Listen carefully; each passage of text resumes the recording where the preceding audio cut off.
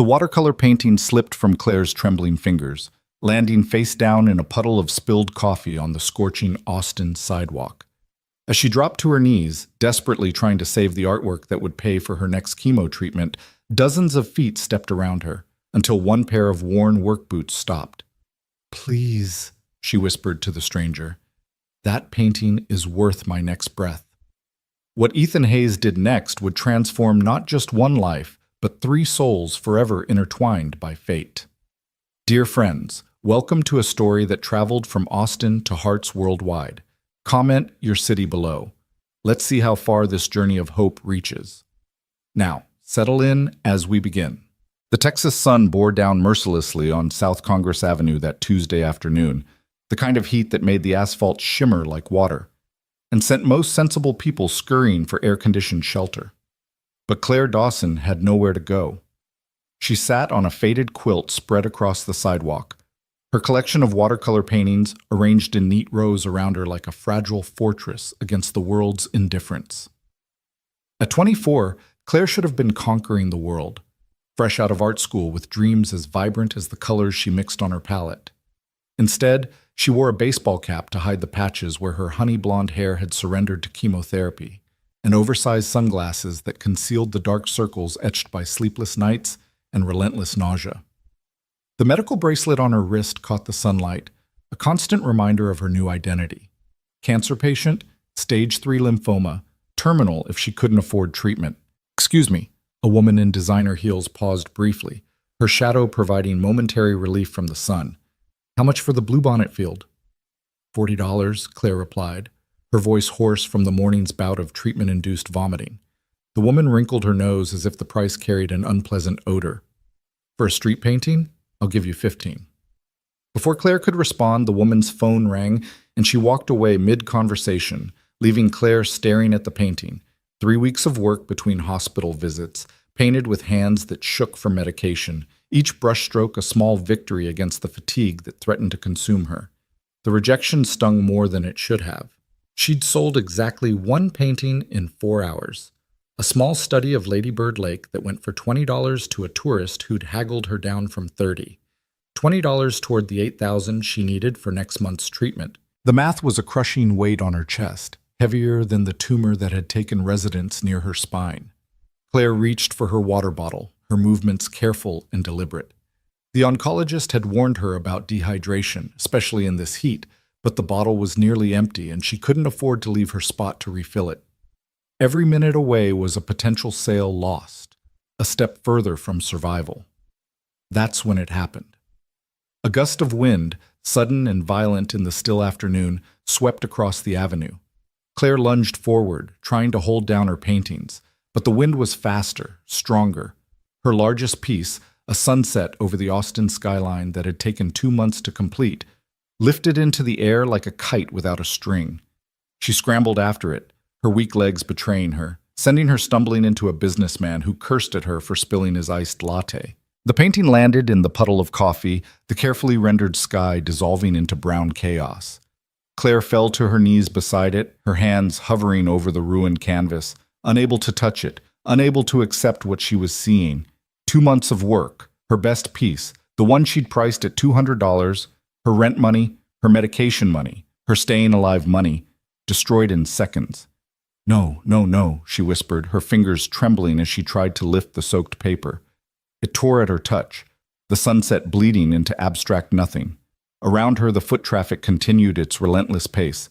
Designer shoes and flip-flops, boots and sneakers, all stepping around her like she was nothing more than another piece of urban debris. Someone muttered about homeless people making the neighborhood look bad. Another person took a photo, not to help, but to post on social media with some vapid comment about city life. The tears came then, hot and shameful, dripping onto the ruined painting and mixing with the coffee stains. She hated crying in public, hated the vulnerability of it, but her body was too exhausted to maintain its usual defenses. The chemotherapy had stripped away more than just her hair. It had peeled back every layer of strength she'd built over 24 years, leaving her raw and exposed to every small cruelty the world had to offer. "That's quite a mess." The voice was deep, gentle, with a hint of Texas drawl that marked him as a local. Claire looked up through her tears to see a pair of worn work boots, not stepping around her but planted firmly in front of her. She raised her eyes higher.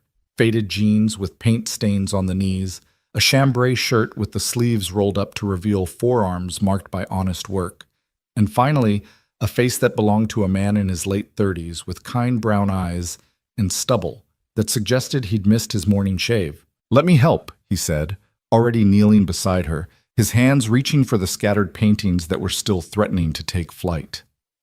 "Please don't," Claire said quickly, embarrassed by her tears, by her weakness, by the whole pathetic scene. "I've got it." But he was already gathering the paintings with surprising care, his large hands gentle with the delicate paper. He stacked them properly, keeping the wet ones separate, creating order from chaos with an efficiency that spoke of someone used to solving problems. "Ethan Hayes," he said, offering his name like a gift while continuing to collect her work. "And you don't got it, not alone anyway, and that's okay."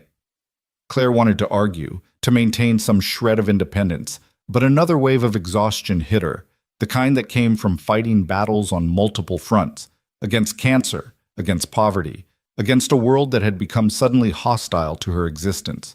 "Claire," she managed, watching as this stranger, Ethan, carefully examined each painting before adding it to the pile. He wasn't just collecting them. He was looking at them, really seeing them. "You painted these?" He held up a piece depicting Barton Springs at dawn, the water rendered in impossible shades of blue and green. She nodded, unable to trust her voice. "They're beautiful." He said it simply, without the patronizing tone she'd grown accustomed to, without the pity that usually followed when people noticed her medical bracelet and put the pieces together. "This light, the way you captured it, my daughter would lose her mind over this. She's 9, wants to be an artist when she grows up." "That's nice," Claire said, the automatic response of someone who'd learned to deflect personal connections. Ethan continued gathering the paintings, and then he saw it. The ruined sunset, still dripping coffee and dissolving dreams. His hands stilled. "This was your best one, wasn't it?" The question was so unexpectedly perceptive that fresh tears threatened. Claire nodded, not trusting herself to speak. "How much were you asking for it?" 200, she whispered, then quickly added, "But it doesn't matter now." Ethan studied the ruined painting for a long moment, then carefully folded it and placed it in his shirt pocket. "I'll take it." "What?" Claire stared at him, certain she'd misheard. "It's destroyed." "No," Ethan said, pulling out his wallet. "It's transformed. My wife used to say that about difficult times. They don't destroy us, they transform us." He paused, a shadow crossing his features. "She passed 3 years ago. Cancer." The word hung between them, heavy with shared understanding. "I'm sorry," Claire said, meaning it in ways that only someone facing their own mortality could mean it. "Me too." Ethan counted out $200 in 20s, then added 5 more. "For the coffee damage," he explained with a small smile. "I can't," Claire started, but Ethan was already moving on, examining the other paintings with genuine interest. "How much for this one?" He held up the blue bonnet field, the one the woman in designer heels had dismissed. 40, but I'll take it. And this one?" He picked up a study of the Congress Avenue Bridge with bats streaming into the sunset. 30, but you don't have to. And this one looks like Zilker Park in spring. Am I right? Claire nodded, overwhelmed by his enthusiasm, by his refusal to treat her like a charity case, even though they both knew that's exactly what this was. "My daughter, Ivy, she loves Zilker. How much?" 50. "Bargain." He was pulling out more money, and Claire's hands shook as she watched him count bills. "You know what? Why don't we make it an even 500 for the 5 paintings I'm taking? I have a feeling they're going to be worth a lot more someday." "That's too much," Claire protested, even as her mind calculated what $500 meant. Another week of life, another chance at tomorrow. "It's business," Ethan said firmly. "I invest in art I believe in. Speaking of which, when's your next show?" Claire almost laughed at the absurdity of the question. "I don't do shows. I sit on sidewalks and hope people don't step on my work." "Why?" The simple question demanded a complex answer. Claire found herself studying this stranger who'd knelt beside her in her lowest moment, who'd gathered her scattered dreams with careful hands, who'd bought ruined art like it was treasure.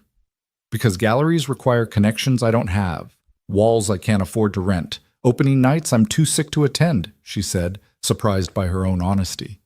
Because I'm 24 years old and fighting stage 3 lymphoma with watercolors and wishful thinking. Because sitting on this sidewalk is the only option between me and giving up entirely. Ethan absorbed this information without flinching, without the look of pity she'd grown to despise. Instead, he pulled out his phone and showed her a photo. A little girl with his brown eyes and a smile that could power the city grinned back at her, standing in front of a wall covered in finger paintings. "That's Ivy," he said with obvious pride. "She's the reason I get up every morning, the reason I didn't follow my wife into the dark when she left us. She's also incredibly stubborn about supporting local artists. We have a tradition. Every month, we find a new piece of art for our home. She insists it has to be from someone who needs the sale more than galleries need commission." "She sounds special," Claire said, managing a small smile at the thought of a 9-year-old with such specific principles. "She is. She's also going to want to meet the artist who painted these. How about we get you out of this sun and grab some lunch? There's a taco place around the corner that has the best agua fresca in Austin, perfect for hot days and chemotherapy-induced nausea."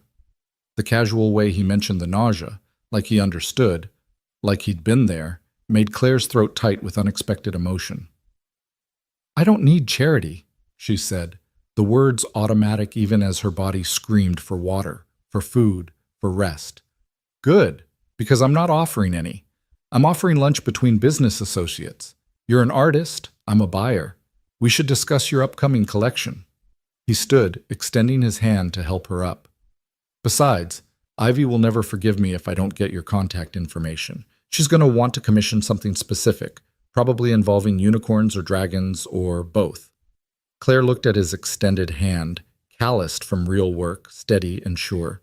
Then at her paintings, no longer scattered but carefully stacked and protected. The ruined sunset peeked out from his shirt pocket like a promise that broken things could still have value. She took his hand.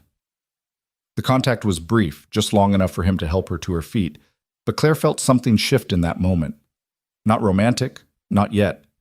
She was too sick, too scared, too focused on survival for romance. But something else, equally powerful. The possibility that she wasn't as alone as she'd believed. "I need to pack up," she said, gesturing to her supplies. "Let me help."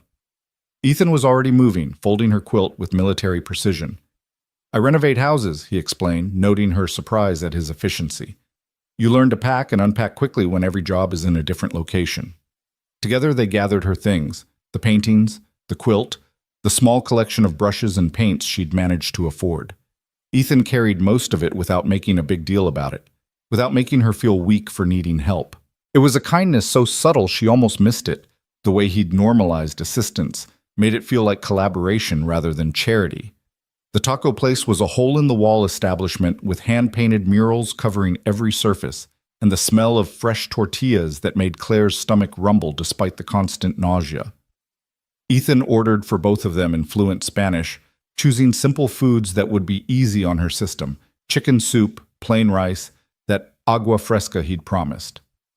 "You speak Spanish," Claire observed, sipping the watermelon drink and feeling her body respond to the hydration like a dying plant to rain.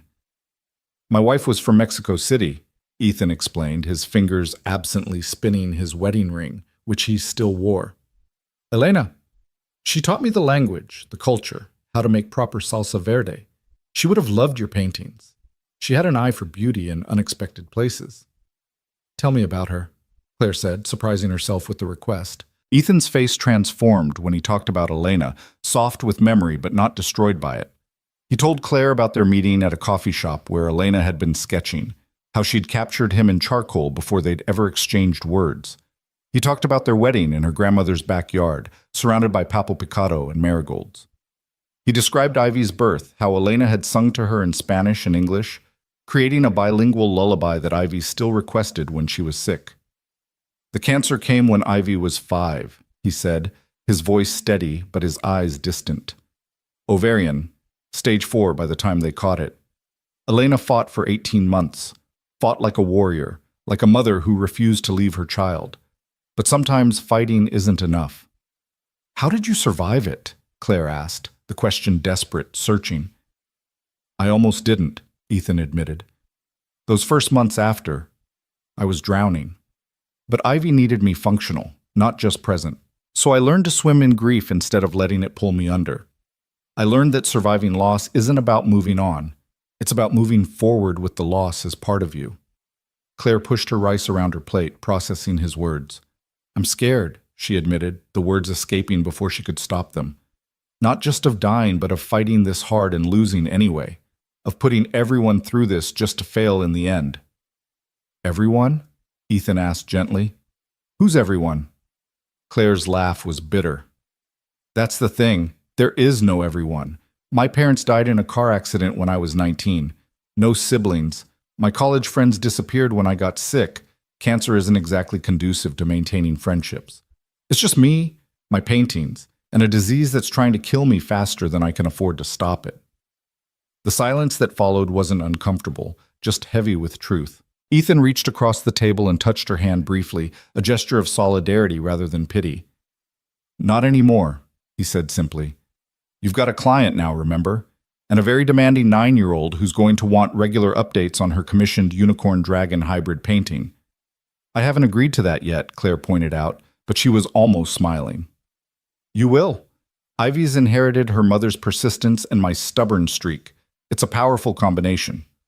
They talked for 2 hours, the restaurant filling and emptying around them as the lunch rush came and went. Ethan asked about her art, her training, her influences. He listened to her discuss color theory and composition with an attention that suggested genuine interest rather than politeness. When she mentioned she'd been experimenting with mixed media before the medical bills forced her to stick to watercolors, the cheapest option, he made a mental note she didn't know would matter later. I should go, Claire finally said, noting the time. I have a treatment at 4. Let me drive you, Ethan offered immediately. The bus would mean hauling all your paintings on public transport while feeling sick. My truck is right outside. Claire wanted to protest, to maintain the fiction of independence, but practicality won.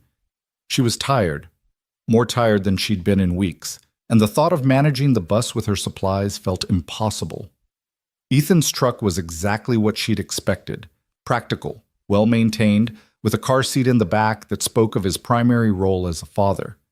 He loaded her supplies carefully in the bed, making sure the paintings were secure, then helped her into the passenger seat without making her feel like an invalid.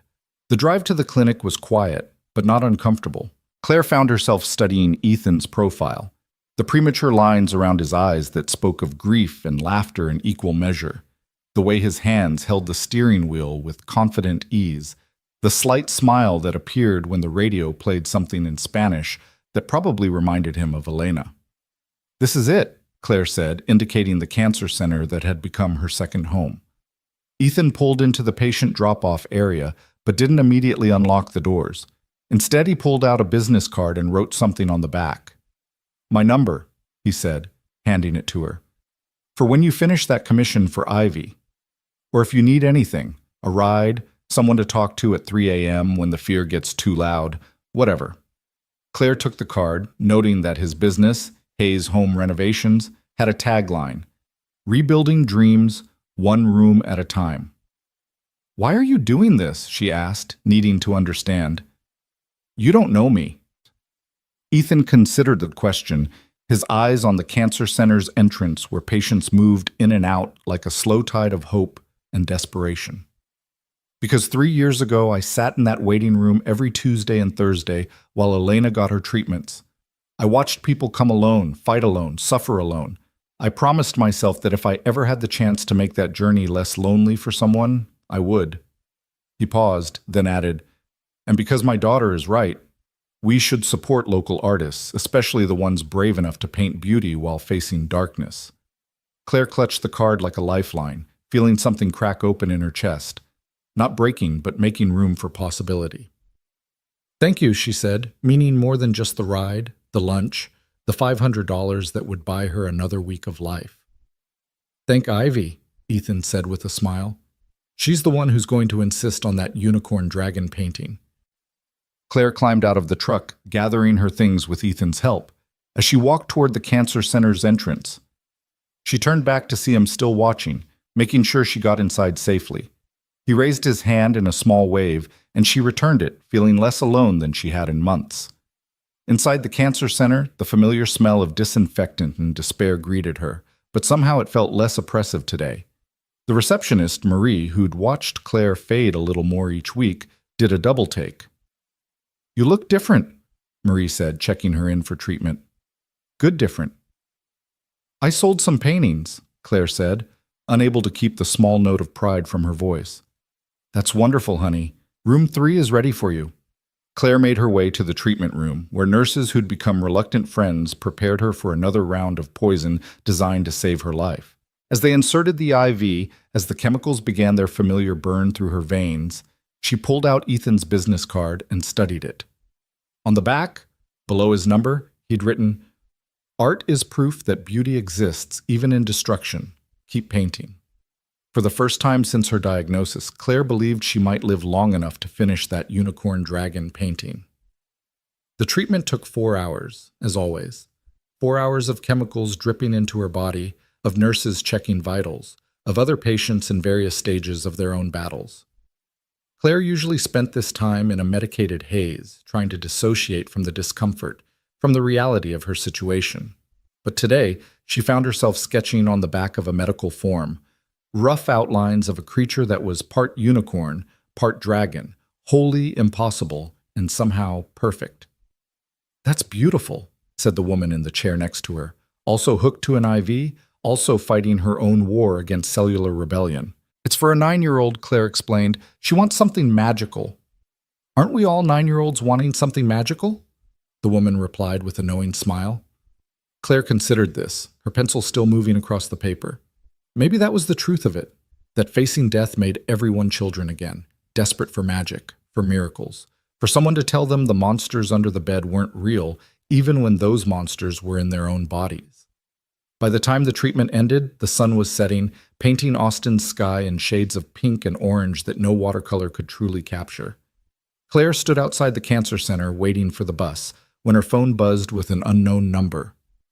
"Miss Claire, this is Ivy Hayes. My dad gave me your number. He said you're going to paint me a unicorn dragon."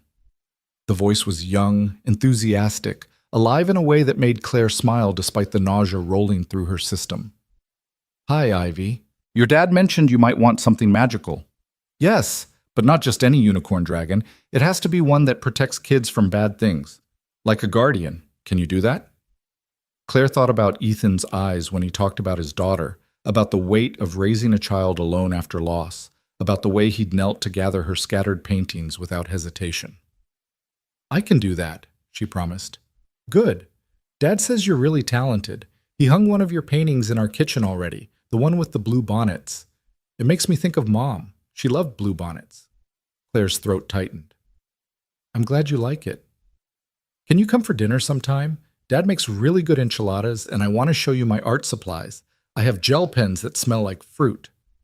In the background, Claire heard Ethan's voice, gently reminding Ivy about not pressuring people. But Claire found herself responding before he could intervene.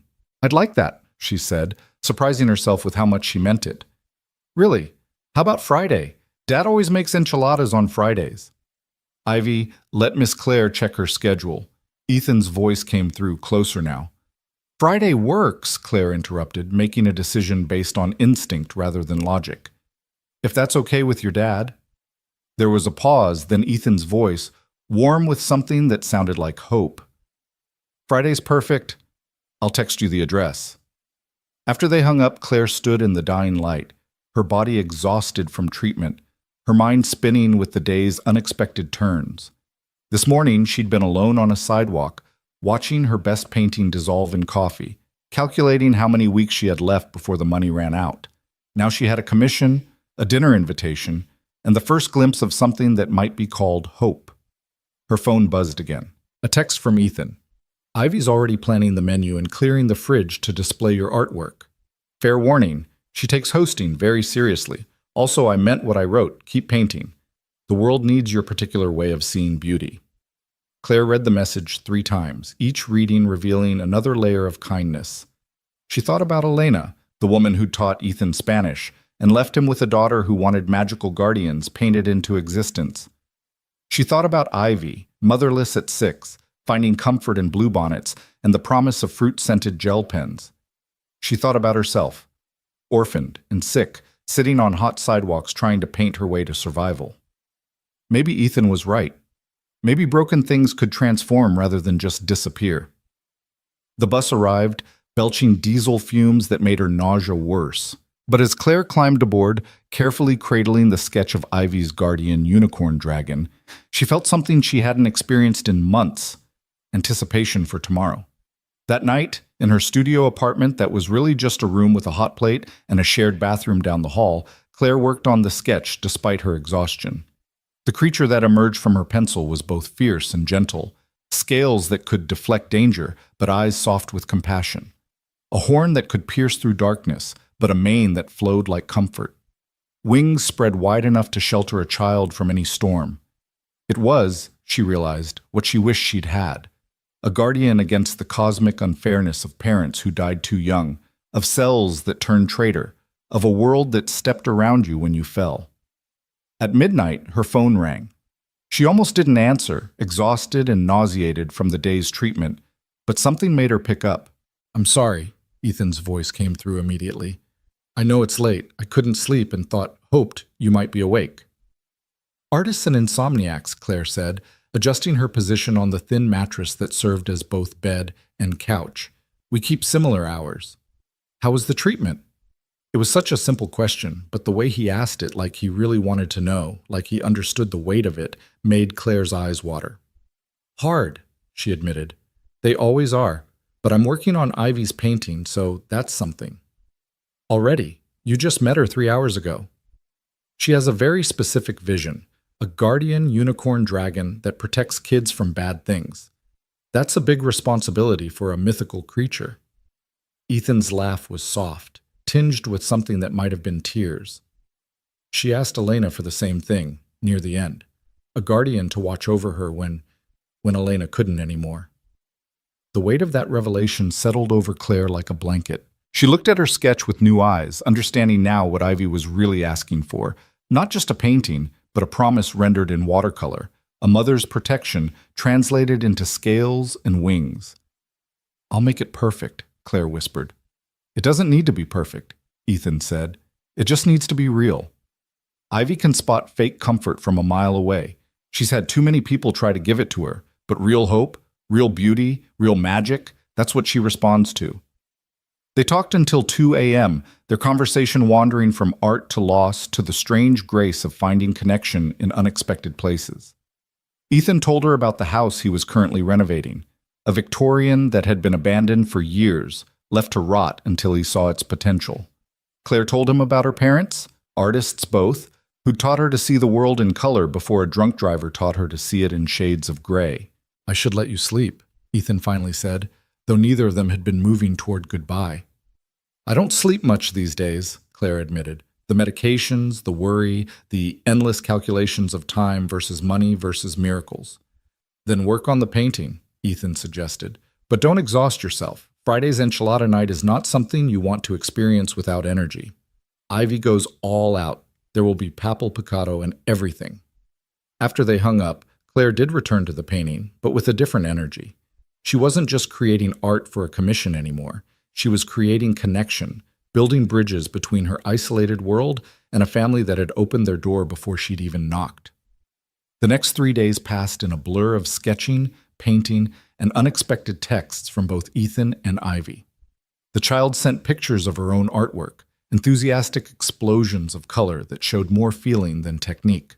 Ethan sent practical things, reminders to eat, offers to drive her to appointments, a photo of the bluebonnet painting now hanging in their kitchen with natural light making it glow. On Thursday, Claire had another treatment. This time, when she sat in the chair with poison dripping into her veins, she had Ivy's latest artwork to study, a family portrait that included her father, herself, and a woman made of stars that was clearly Elena. But in the corner, almost shy, was another figure holding paintbrushes like wands. When Claire texted to ask about it, Ivy responded immediately. "That's you. Dad said you're teaching me about art, and you're going to be our friend." The presumption of it, The innocent assumption that Claire would be around long enough to be their friend was both heartbreaking and healing. This child who'd lost her mother to cancer was choosing to believe in Claire's survival, and somehow that faith felt more powerful than any medicine. Friday arrived gray and humid, with storms threatening but not quite manifesting. Austin weather at its most indecisive. Claire stood in front of her tiny mirror, trying to decide if she looked presentable. The chemo had stolen her hair, leaving her with a pixie cut that was more necessity than fashion. Her skin had the pallor of someone who spent more time in hospitals than sunshine. But her eyes were bright with something that hadn't been there a week ago. She'd wrapped Ivy's painting carefully in tissue paper she'd saved from better times. The guardian unicorn dragon had turned out better than she'd hoped, a creature of power and protection, with scales that shifted from silver to purple in the light, wings that contained entire galaxies, and eyes that held the fierce love of every parent who'd ever had to leave too soon.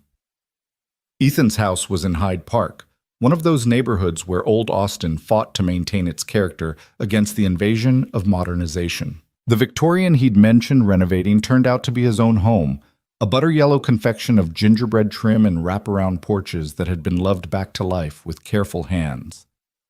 "You came!" Ivy burst through the front door before Claire could knock, wearing a paint-splattered apron that proclaimed "Artist at Work" in glittery letters. "I said I would." "I know, but Dad said sometimes adults say things they don't mean when they're being polite. And I was worried you were being polite. But you're here, so you weren't being polite. You were being real." The run-on sentence, delivered at maximum enthusiasm, made Claire smile genuinely for the first time in days. This child was a force of nature, all of Ethan's steadiness mixed with what must have been Elena's fire. "I brought your painting," Claire said, offering the wrapped package. Ivy's eyes went wide with the reverence children reserve for Christmas mornings and birthday surprises. "Can I open it now?" "It's yours." Ethan appeared in the doorway as Ivy tore through the tissue paper with delighted abandon. He looked different in his own space, more relaxed, wearing a Texas Longhorns t-shirt and jeans, barefoot and comfortable. His eyes met Claire's over his daughter's head, warm with welcome. "Oh," Ivy breathed, the painting revealed. "Oh, Dad, look." The child held the painting like it was made of spun glass and starlight. Her fingers traced the air above it, not quite touching, following the curve of wings, the spiral of the horn, the flow of the mane that seemed to move even on still paper. "She's perfect," Ivy whispered. "She looks exactly like the one in my dreams." Ethan moved to stand behind his daughter, his hands on her shoulders, and Claire saw his face change as he truly looked at the painting. His eyes widened, then softened, then grew bright with unshed tears. "Claire," he said, his voice rough, This is extraordinary." "Oh, she protects children from bad things," Ivy explained seriously. "Look, Dad, her wings are big enough to hide under, and her horn can fight off monsters, but her eyes are kind, see? So kids know she's safe." "I see," Ethan said, and Claire knew he did see. All of it, the layers of meaning, the promise painted in watercolor, the mother's love transformed into mythical protection. "Come in," Ivy demanded, grabbing Claire's hand with the unconscious affection of children who haven't yet learned to guard their hearts. "I need to show you where we're going to hang it, and then you need to see my art supplies, and then Dad's making enchiladas, and I helped with the salsa." The house's interior was a testament to both preservation and adaptation. Original hardwood floors gleamed under modern lighting. The walls held a mixture of family photos and local art, including Claire's bluebonnet field in a place of honor in the kitchen. It was a home that had known loss but refused to be defined by it. Ivy's room was an explosion of color and creativity. Drawings covered every available surface, and art supplies occupied more space than toys. The child had clearly inherited both parents' appreciation for beauty, even if her technical skills were still developing. "This is where she'll go," Ivy announced, indicating a space above her bed. "So she can watch over me when I sleep."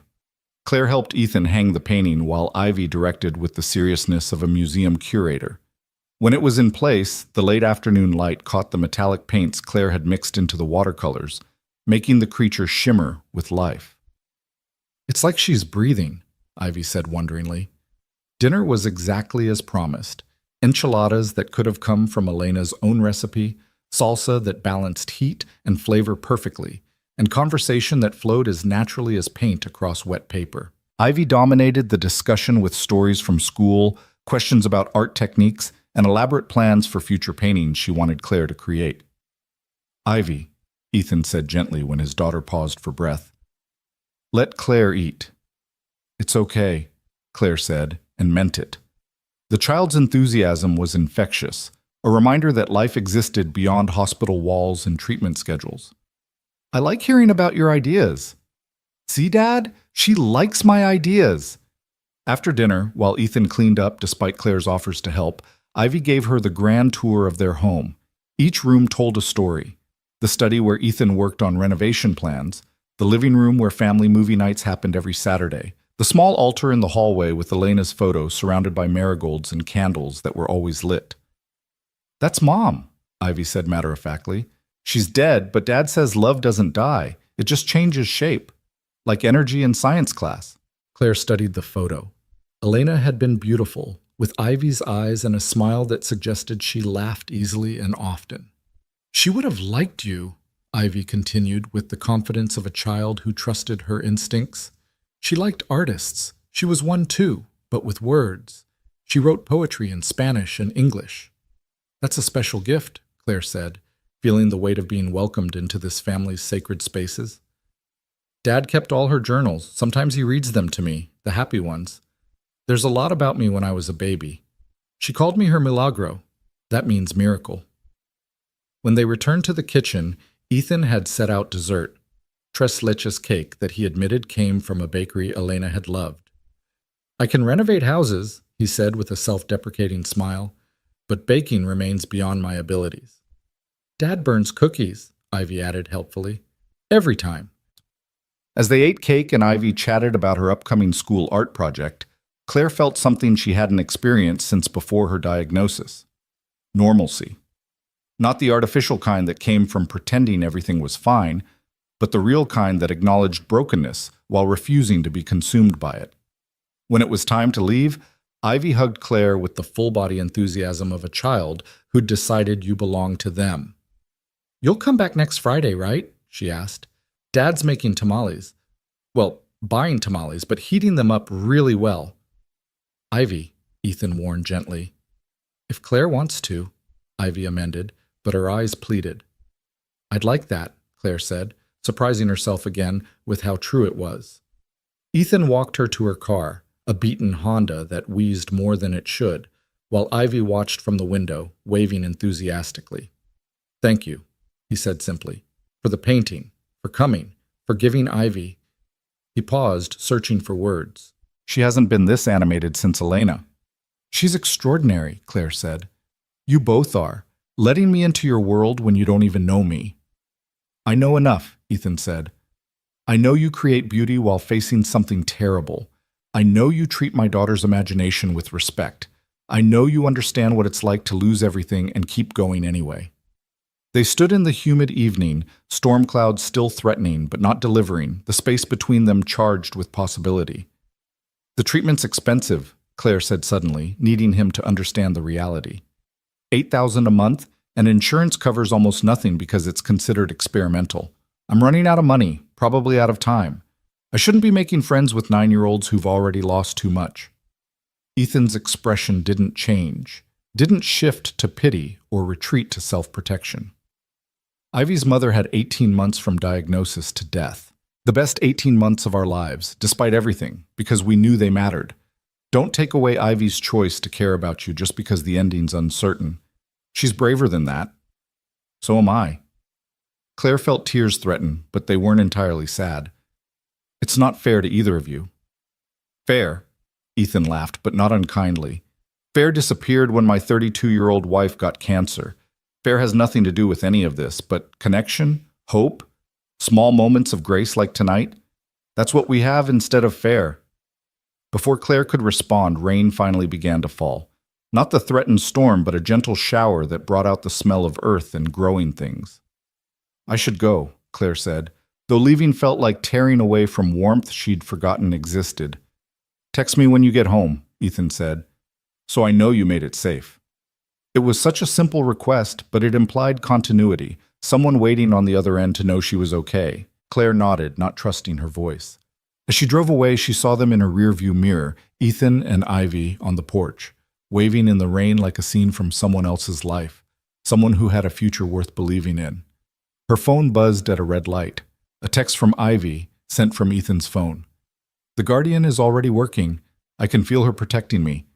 Thank you for the magic, Miss Claire. Love, Ivy."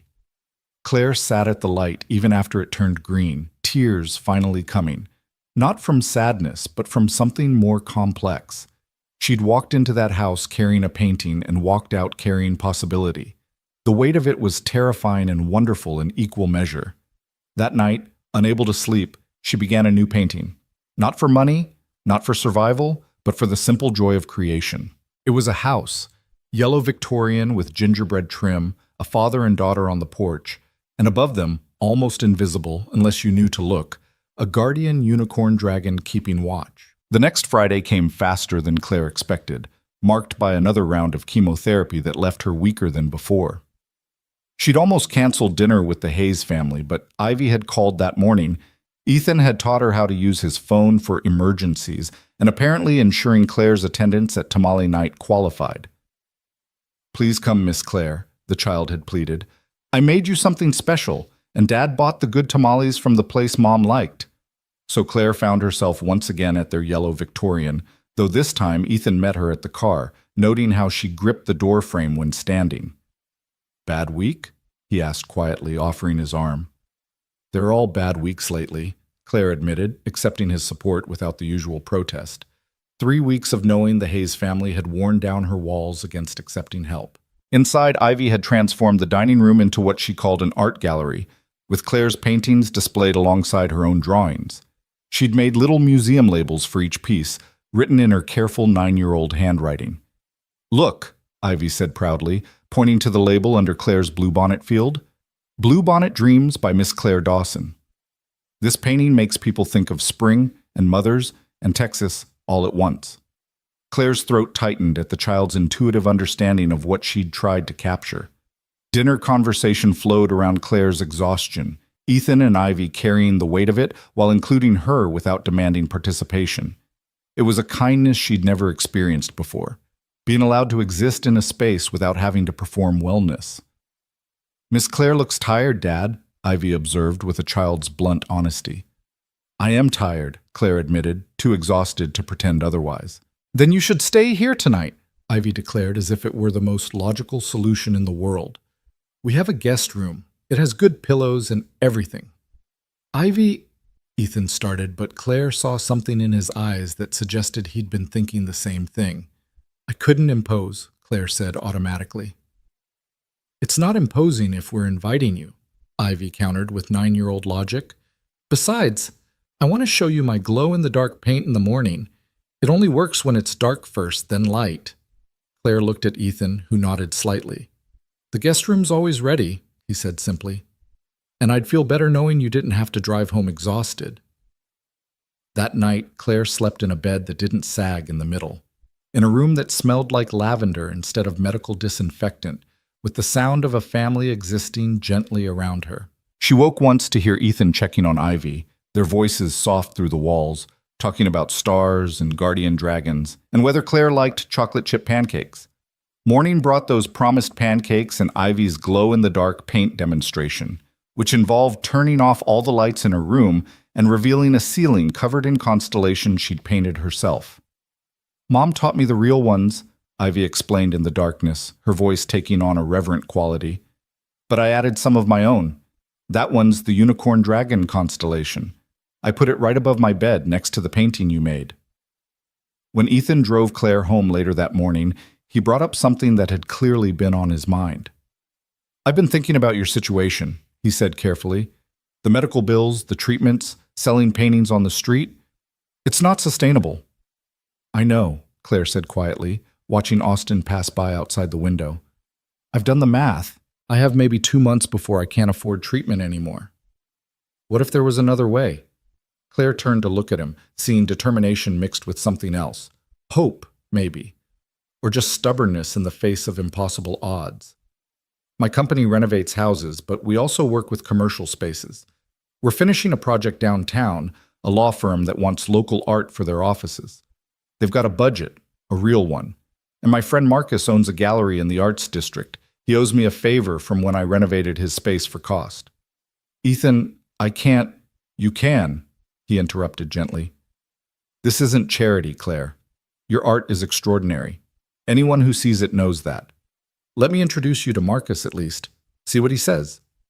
Claire wanted to refuse, to maintain the fiction that she could handle this alone, but Ivy's voice echoed in her mind talking about the unicorn dragon constellation she'd created. Sometimes surviving meant accepting that you couldn't guard all the spaces anymore. Okay, she whispered. Marcus Delgado turned out to be a force of nature in designer jeans and a vintage Austin City Limits t-shirt. He took one look at Claire's portfolio. Ethan had insisted on photographing all her work, and immediately started talking about wall space and opening nights. This water series, Marcus said, spreading out prints of Claire's paintings on his gallery's massive wooden table. The way you capture light through liquid, it's phenomenal. And this piece? He held up a photo of the ruined sunset painting Ethan had bought that first day. Tell me about this. It was destroyed, Claire said. Coffee spilled on it. Ethan bought it anyway. Because I could see what it was meant to be, Ethan added from where he stood by the window, Ivy spinning in circles in the gallery's open space. Marcus studied the photo more carefully. The destruction is part of it now. The way the colors bled, the tears in the paper. It's like viewing beauty through loss. We could build an entire show around that concept. I don't have enough pieces for a show, Claire said, even as her heart raced at the possibility. How many can you create in 6 weeks? 6 weeks? Claire's mind calculated treatment schedules, energy levels, the brutal mathematics of creation versus survival. The gallery has an opening in 6 weeks, a cancellation. It's fate. Marcus's enthusiasm was infectious, but Claire felt the weight of reality pressing down. I have chemotherapy twice a week. Some days I can't even hold a brush steady. Marcus and Ethan exchanged glances, some silent communication passing between old friends. Then we work around that, Marcus said simply. You paint when you can. Whatever you produce, we show. Even if it's just 10 pieces, we make it work. Dad, look! Ivy called from across the gallery. They have a spot perfect for Miss Claire's guardian painting. That's actually for our featured artist wall, Marcus explained, then paused.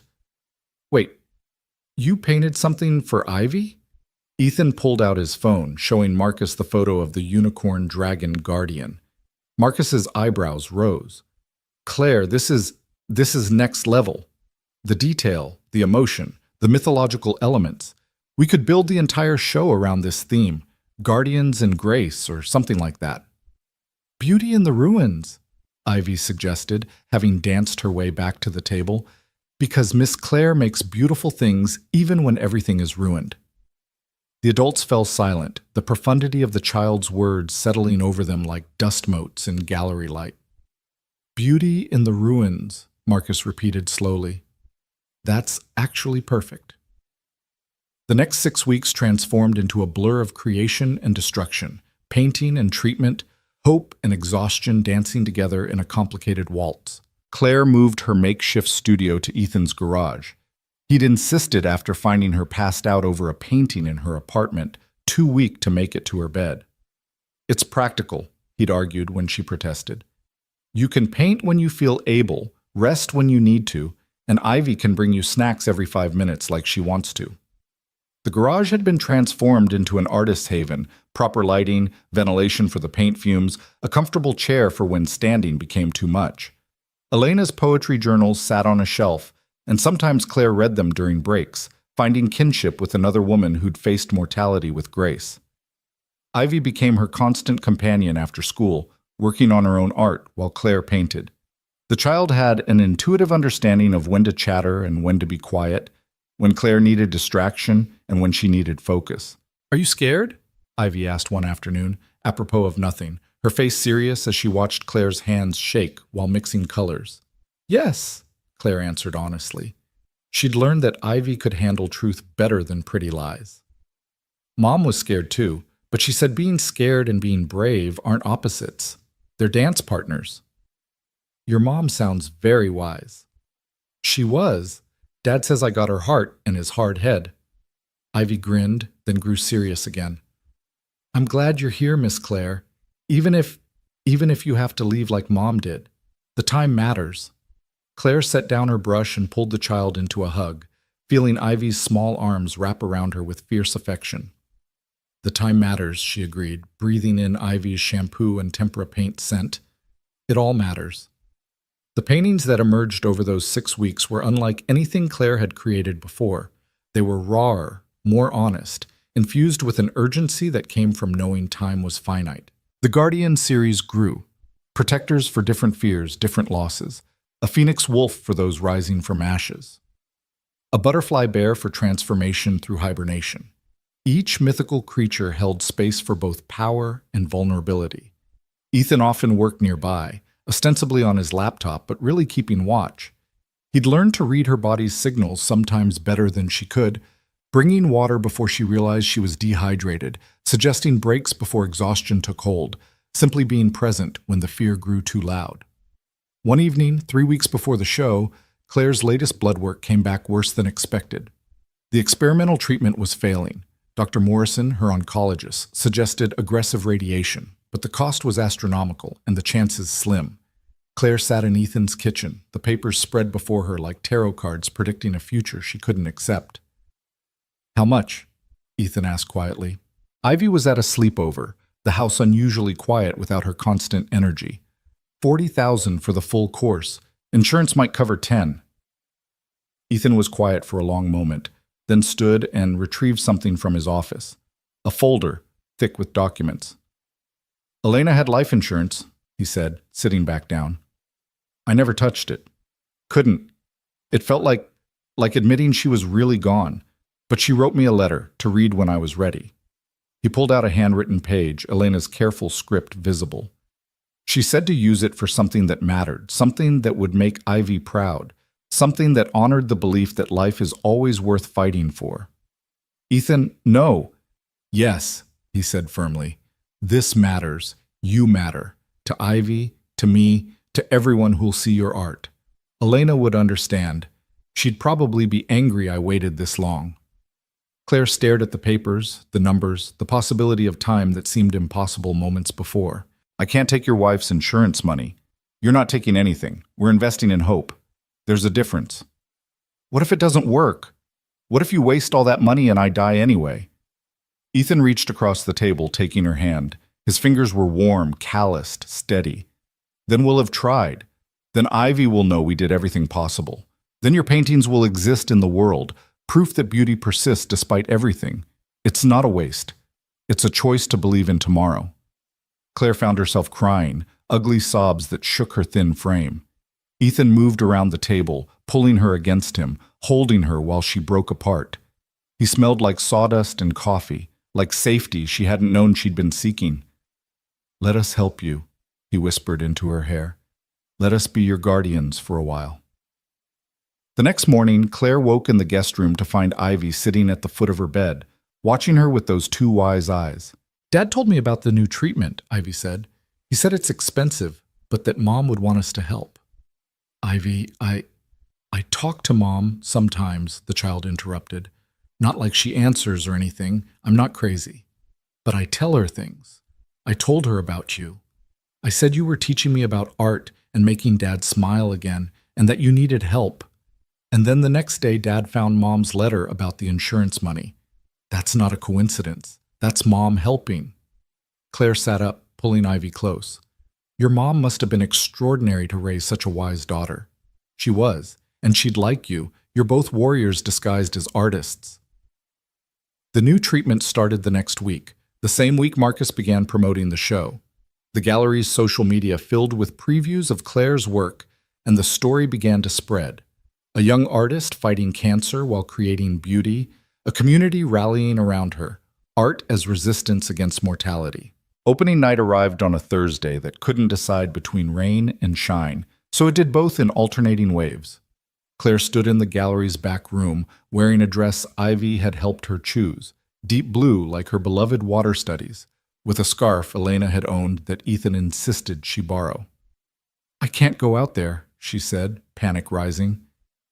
Through the door, she could hear voices, so many voices, people here to see her work, her soul laid bare on white walls. Yes, you can, Ethan said, adjusting the scarf with gentle fingers. You've faced worse than art critics and collectors. What if they hate it? What if no one buys anything? What if they see what we see? He interrupted. What if your art changes someone's life tonight? What if this is the beginning, not an ending? Ivy burst through the door, wearing a party dress and her biggest smile. Miss Claire, there's so many people. And they're all looking at the Guardian painting and crying, but like, good crying. Marcus appeared behind her. We've already sold 6 pieces, and we haven't even done the artist talk yet. Claire, you need to see this. The gallery was packed. Not just polite attendants, but genuine crowds. People stopped in front of each painting, discussing, pointing, feeling. Claire saw her work through their eyes. Not desperate sidewalk offerings, but real art that moved people, that mattered. There she is, someone called out, and suddenly Claire was surrounded by collectors, critics, other artists, all wanting to know about her process, her inspiration, her story. She found herself by the Guardian painting, Ivy's commissioned piece, now the centerpiece of the show, with a small placard reading, "Not for sale," on loan from the collection of Ivy Hayes. This one, a woman with expensive jewelry and kind eyes said, "This one makes me think of my son. He's deployed overseas. Could you create something similar? A guardian for soldiers?" Yes, of course. The commissions began then, one after another. A guardian for a child with autism. A protector for a family rebuilding after a house fire. A mythical creature to watch over a grandmother with Alzheimer's. Each request came with a story, a need for beauty in the face of difficulty. By the evening's end, Claire had sold enough paintings to cover 3 months of treatment. But more than that, she'd found something she'd thought cancer had stolen. Purpose beyond survival, community beyond isolation, future beyond the next treatment. Ethan found her on the gallery's back patio, overwhelmed and exhausted but radiant in a way that had nothing to do with health and everything to do with hope. "You did it," he said simply. "We did it," she corrected. "I couldn't have. Without you and Ivy, without Marcus, without you being brave enough to keep painting when everything was falling apart," Ethan finished. "That was all you." They stood close in the Austin night, the gallery lights spilling gold rectangles onto the patio, the sound of continued celebration inside. Claire felt the moment balanced on an edge, poised between what was and what could be. "Ethan," she began, but he shook his head gently. "Not yet," he said softly. "Let's get you healthy first. Let's make sure there's time for everything we're both thinking but not saying. Elena taught me that love isn't about perfect timing. It's about choosing to hope even when the outcome's uncertain. But you need to focus on fighting right now. I'll be here. Ivy'll be here. When you're ready, we'll all still be here." Claire understood. This thing between them, this connection forged in crisis and deepened through shared dinners and garage painting sessions, deserved more than desperate grasping at happiness. It deserved the luxury of time, the possibility of tomorrow. "Dad, Miss Claire!" Ivy appeared in the doorway, bouncing with excitement. "The newspaper wants to interview you both. They're calling it Austin's Art Angel, and they want to know about the Guardians." As Claire walked back into the gallery, flanked by the Hayes family that had somehow become hers, she thought about transformation. How coffee-ruined paintings became symbols of resilience. How sidewalk art became gallery shows. How strangers became family. How dying became living, really living. Not in spite of cancer, but alongside it. The reporter asked her about inspiration, about where the Guardian series came from. Claire looked at Ivy, who was trying very hard to stand still and look serious for the newspaper photographer. She looked at Ethan, steady and present, his brown eyes warm with pride. She thought about Elena's poetry journals and insurance money transformed into treatment, about Marcus taking a chance on an unknown artist, about a community of strangers who'd looked at her art and seen their own need for protection reflected back. The Guardians came from understanding that we all need protection sometimes, she said. But more than that, we all have the capacity to be guardians for each other. Art just makes that visible. It shows us that beauty and strength can coexist with fear and fragility. Every painting is both a prayer and a promise that we're not alone in our battles, that someone sees us, that beauty persists even in the ruins. The flash went off, capturing Claire with Ethan and Ivy, three people who'd found each other in loss and chosen to build something new from the wreckage. The photo would run on the front page of the art section with the headline, "Beauty in the Ruins, Local Artist Transforms Cancer Battle into Gallery Triumph." But that was later. In that moment, Claire stood in a gallery filled with her art, surrounded by people who'd become family, feeling the new treatment course through her veins like liquid hope. She wasn't cured, might never be, but she was alive, truly alive, painting guardians for a world that needed them, loved by a child who'd lost her mother and a man who'd lost his wife. All of them proof that broken things could be beautiful, that endings could be beginnings, that sometimes the universe sends exactly the guardian you need, disguised as a stranger in work boots, who stops to help you gather your scattered art off a burning sidewalk. Marcus raised a glass of champagne, the gallery growing quiet for the toast. "To Claire Dawson," he said, "who reminds us that art isn't a luxury, it's a necessity. That beauty isn't separate from suffering, it's our answer to it, and that guardians come in many forms, including watercolor and determination and the courage to keep creating when creation seems impossible."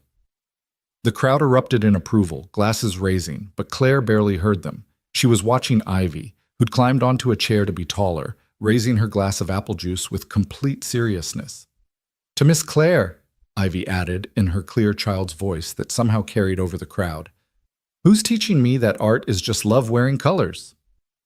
Later, much later, after the gallery had emptied and the paintings had been marked with their red sold dots, after Ivy had fallen asleep in the car and Ethan had carried her into the house, after Claire had taken her nighttime medications and settled into what had become her room at the Hayes house, she pulled out a fresh canvas. This painting would be different. Not for sale, not for show, just for them. It began with three figures, a man, a child, and a woman who was learning to believe in tomorrow. Above them, barely visible unless you knew to look, flew a guardian that looked suspiciously like Elena, wings spread wide enough to shelter new love built on the foundation of old grief. Claire painted through the night, her hands steady despite everything, adding layer after layer of color and meaning. When morning came, bringing Ivy's sleepy face to her doorway asking about breakfast, the painting was finished. "Is that us?" Ivy asked, climbing onto Claire's bed to see better. "It's a possibility," Claire said carefully. Ivy studied the painting with her usual intensity, then looked at Claire with those eyes that saw too much. "Mom would want Dad to be happy again. She'd want me to have someone who understands about art and feelings and making beautiful things when everything hurts." "Ivy, I'm not saying you're replacing her," Ivy continued matter-of-factly. "No one could. But maybe you're not supposed to replace her. Maybe you're supposed to be what comes next.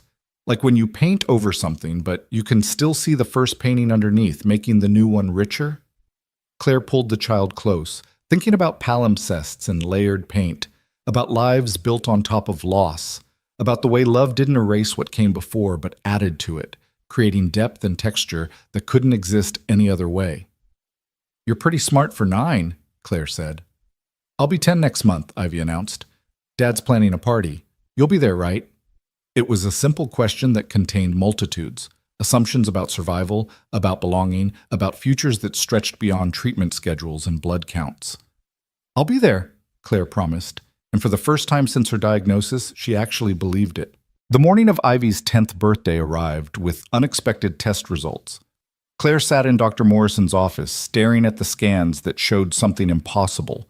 The tumors were shrinking, not dramatically, not miraculously, but measurably, undeniably shrinking. "The new treatment is working better than we hoped," Dr. Morrison said, his usually cautious demeanor cracking to reveal genuine optimism. "You're not in remission yet, but Claire, this is significant progress." Claire's hand shook as she held the images, these glimpses into her body's secret battle. 3 months of the aggressive treatment funded by Elena's insurance money, 3 months of fighting with everything she had, and finally, her body was winning ground instead of losing it. She drove straight to the Hayes house, where birthday preparations were in full swing. Ethan was on a ladder, hanging streamers in Ivy's requested color scheme. purple, silver, and what she called dragon gold. He took one look at Claire's face and nearly fell off the ladder. "The tumors are shrinking," she said, the words feeling foreign in her mouth. Ethan was off the ladder and across the yard before she could say more, pulling her into an embrace that lifted her feet off the ground. He was crying, she realized, his shoulders shaking with the kind of relief that comes from holding your breath for months and finally being able to exhale. "Tell Ivy," he whispered against her hair. Best birthday present she could get. They found Ivy in her room, carefully arranging her art supplies. She'd asked for nothing but art materials for her birthday, declaring she wanted to be just like Miss Claire when she grew up. "Birthday girl," Claire said from the doorway. "I have some news." Ivy looked up, paintbrush in hand, purple paint already somehow in her hair despite the party being hours away. "The medicine is working. I'm getting better," brush in hand, purple paint already somehow in her hair despite the party being hours away. "The medicine is working. I'm getting better." The paintbrush clattered to the floor as Ivy launched herself at Claire, all knobby elbows and fierce love. "I knew it! I told the Guardian every night to help you fight, and she did! She did!" The party that afternoon was a celebration on multiple levels. 20 children descended on the Hayes backyard, but also Marcus, several collectors from the gallery show, and a surprising number of people whose lives had been touched by Claire's Guardian paintings. The woman whose son was deployed had commissioned a piece and came to show photos of him with the painting in his barracks. The family rebuilding after the fire brought their daughter, who clutched a small print of her Phoenix Guardian. Claire watched it all from the porch, still weak from treatment but filled with a different kind of energy. Ethan appeared beside her with a plate of cake, sitting close enough that their shoulders touched. "Ivy's wish when she blew out the candles," he said quietly, "was for you to stay." "Ethan, I know we said we'd wait, but Claire, these last months, you've become part of us. Not because you're sick, not because we feel sorry for you, but because you fit. Like you were always supposed to be here." Claire turned to look at him, this man who'd saved her art from a coffee puddle, who'd opened his home and his daughter's heart, who'd spent his wife's insurance money on keeping her alive without a moment's hesitation. "I love you," she said simply. "Both of you. I love the way Ivy sees the world in colors and the way you rebuild broken houses and broken people with the same careful hands. I love Friday dinners and garage painting sessions and even the way you burn cookies." "Every single time," Ethan agreed with a wet laugh. "Elena tried to teach me, but some things are beyond hope." "But not us," Claire said, reaching for his hand. "We're not beyond hope." He kissed her then, there on the porch, with children shrieking in the yard, and Ivy definitely watching from the window, a kiss that tasted like birthday cake, and promises, and the peculiar sweetness of futures that almost weren't. "Gross!" Ivy yelled from inside, but she was grinning when they broke apart. "Does this mean Miss Claire is staying forever?" "If she'll have us," Ethan called back. "Forever's a long time," Claire warned, though she was smiling. "I'm still sick. The treatment's working, but there's no guarantee." "There never is," Ethan interrupted. "Even healthy people don't get guarantees, but whatever time we get, I want to spend it with you. Ivy wants to spend it with you. We want to be your family, Claire, in whatever form that takes, for however long we're given."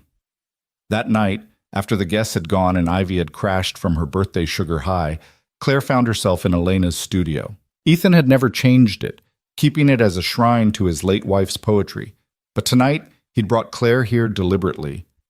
"I want to show you something," he said, pulling out one of Elena's journals. "She wrote this a week before she died." The handwriting was shaky, but determined. "Ethan, my love, you will mourn me. That's good and right. But then you will heal, and one day you will meet someone who makes you remember that life is for living. When that happens, don't hesitate. Don't feel guilty. Love her with the same whole heart you loved me. Show Ivy that love isn't limited, that hearts expand rather than replace. Be happy, my darling.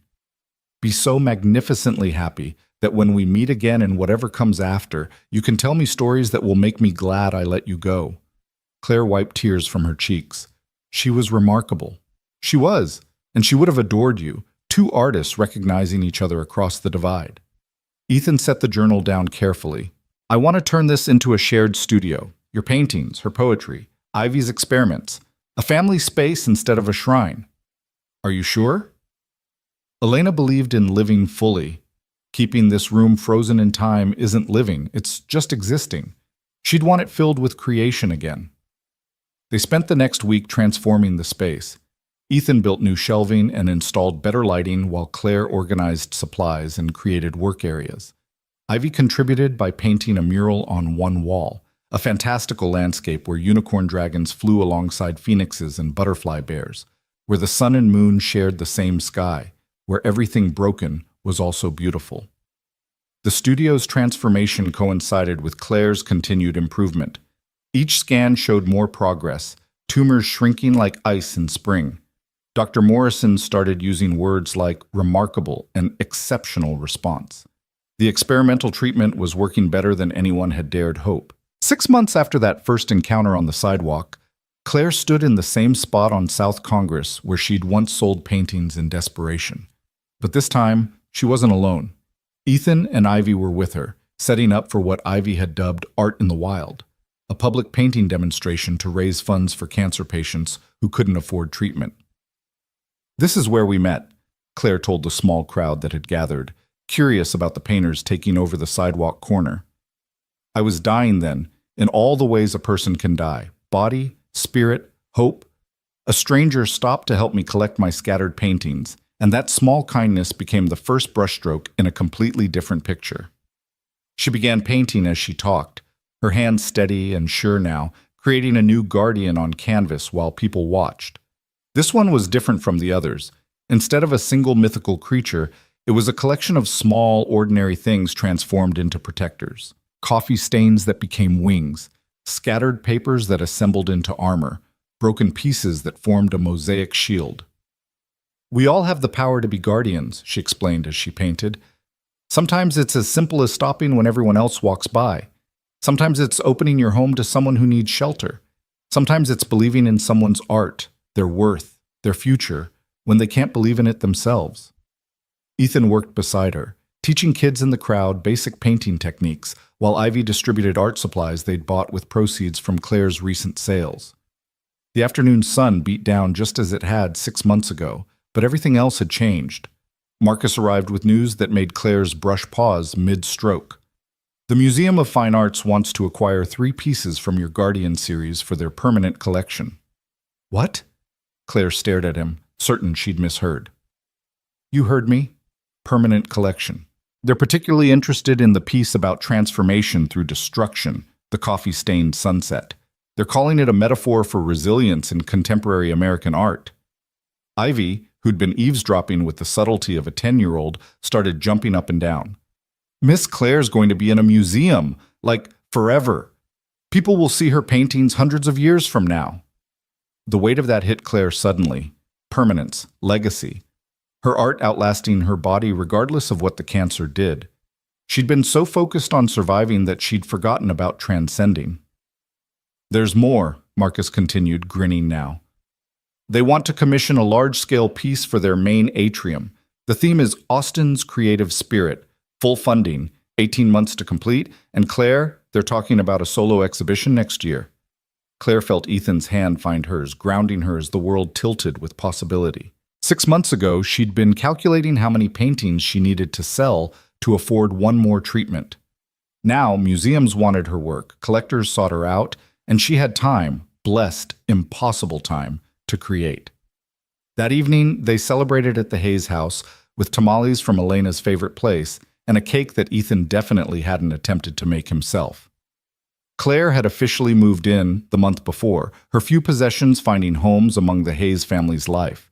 Her easel stood in the shared studio, her paintings hung throughout the house, her presence woven into their daily routine so completely it was hard to remember a time when she hadn't been there.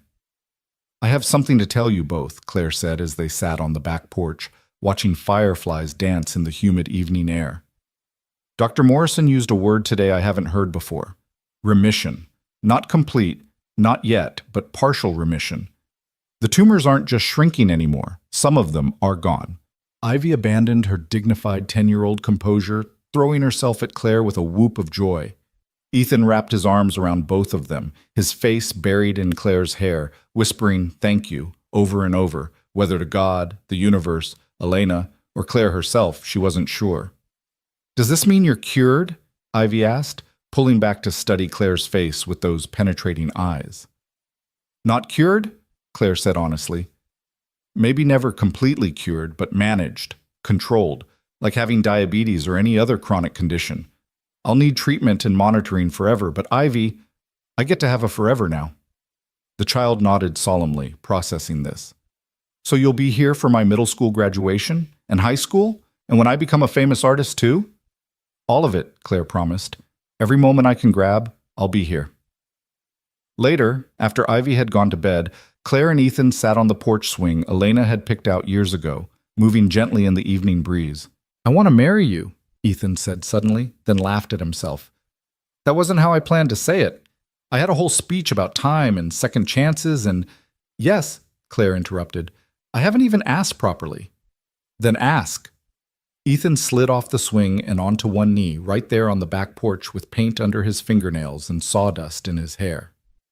Claire Dawson, you've taught me that broken doesn't mean worthless, that beauty exists especially in the ruins, that love isn't about perfect timing, but about choosing to hope even when the outcome's uncertain. Will you marry me and officially join this beautifully imperfect family?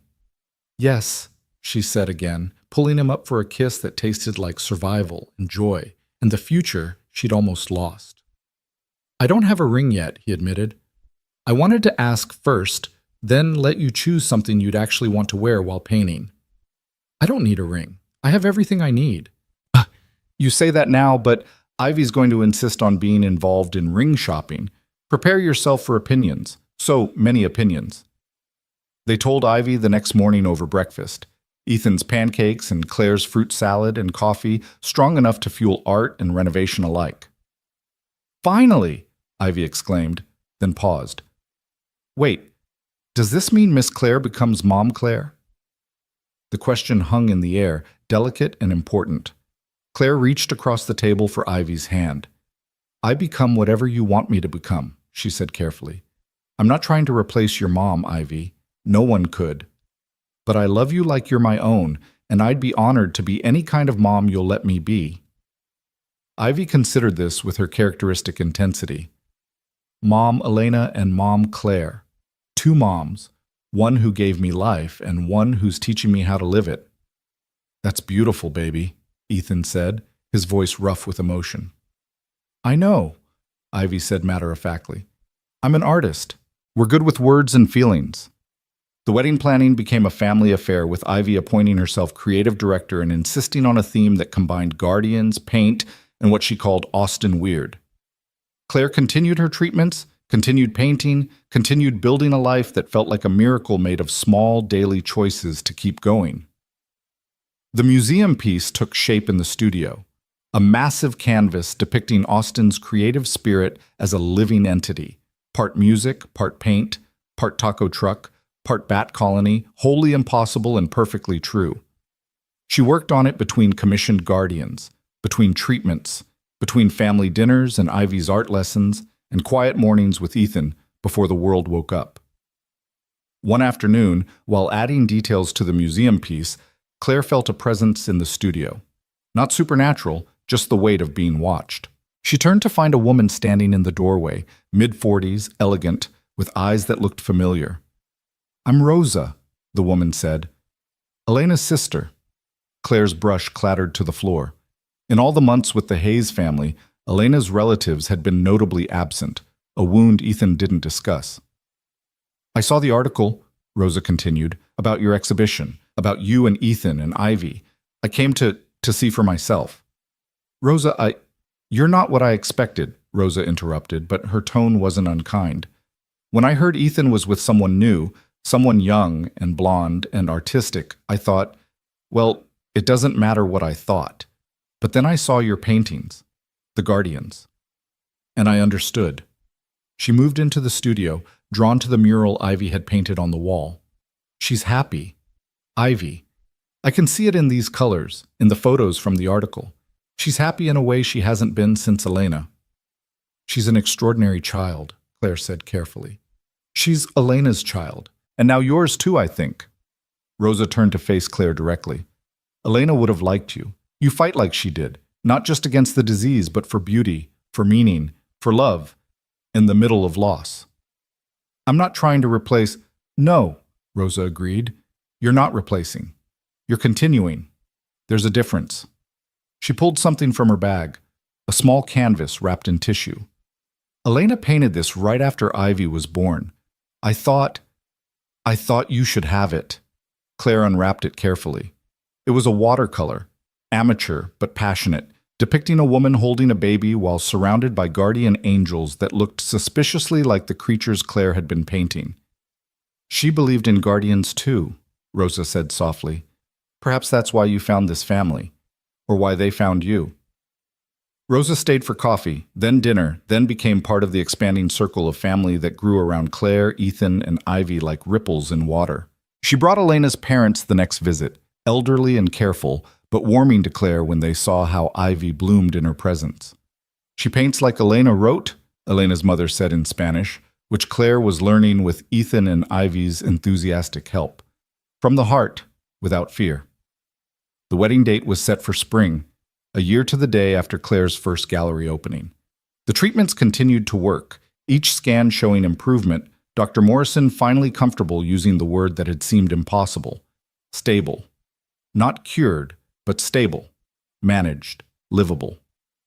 Winter came gentle to Austin that year, and Claire spent it finishing the museum piece and preparing for a spring that promised everything she'd thought she'd never have. Ivy worked beside her on her own paintings, developing a style that was uniquely hers, part Claire's technical influence, part Elena's emotional legacy, wholly Ivy's voice. Do you think Mom Elena can see us? Ivy asked one evening as they painted together, Ethan reading in the corner, the studio warm with purpose and presence. I don't know, Claire answered honestly. But I think love like your mom's doesn't just disappear. It transforms, like energy. Maybe it's in how your dad knows exactly when I need water during treatment. Maybe it's in how you see beauty everywhere. Maybe it's in how 3 broken people found each other and made something whole. Like your paintings, Ivy said, understanding immediately. Beautiful because of the broken parts, not despite them. Exactly like that. The museum unveiled Claire's piece in March, a gala event that felt surreal even as it happened. Claire stood before the massive canvas, Ethan on one side, Ivy on the other, watching strangers encounter her vision of Austin's creative spirit. The guardian elements were subtle but present. Protective wings in the shape of clouds, fierce eyes in the windows of painted buildings, the whole city rendered as a living entity that sheltered its artists. Your artist's statement, a critic said, approaching with a recorder. You wrote that art is both prayer and promise. Can you elaborate? Claire thought about her journey from that scorching sidewalk to this climate-controlled museum, from scattered paintings to permanent collections, from dying alone to living surrounded by love. Every piece of art is a prayer that beauty matters, she said, finding words she didn't know she had. And it's a promise that we'll keep creating even when creation seems impossible, especially then. The guardians I paint, they're not separate from us. They're us, choosing to protect and celebrate and transform and survive. And the cancer? The critic asked delicately. How does that influence your work? Cancer taught me urgency, Claire said simply. Not to wait for perfect conditions to create. Not to postpone love because the ending's uncertain. Cancer is part of my story, but it's not my whole story. I'm an artist who happens to have cancer, not a cancer patient who happens to paint. The critic nodded, scribbling notes, but Ivy tugged on Claire's dress. Tell them about the magic, she whispered loudly. The magic? The critic asked, amused. Art is love-wearing colors, Claire said, quoting Ivy's perfect description. And love. Love is the most powerful guardian of all. The review that ran in the paper called Claire's work transcendent, but she barely noticed.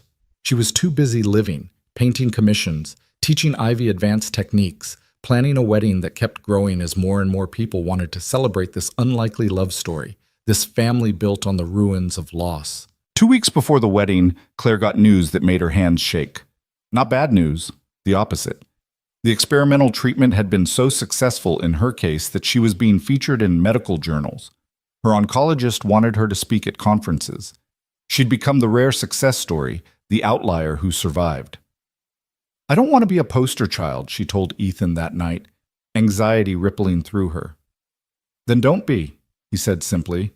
"You're already doing the work, showing people that life continues, that beauty persists. Your paintings say more than any conference speech could."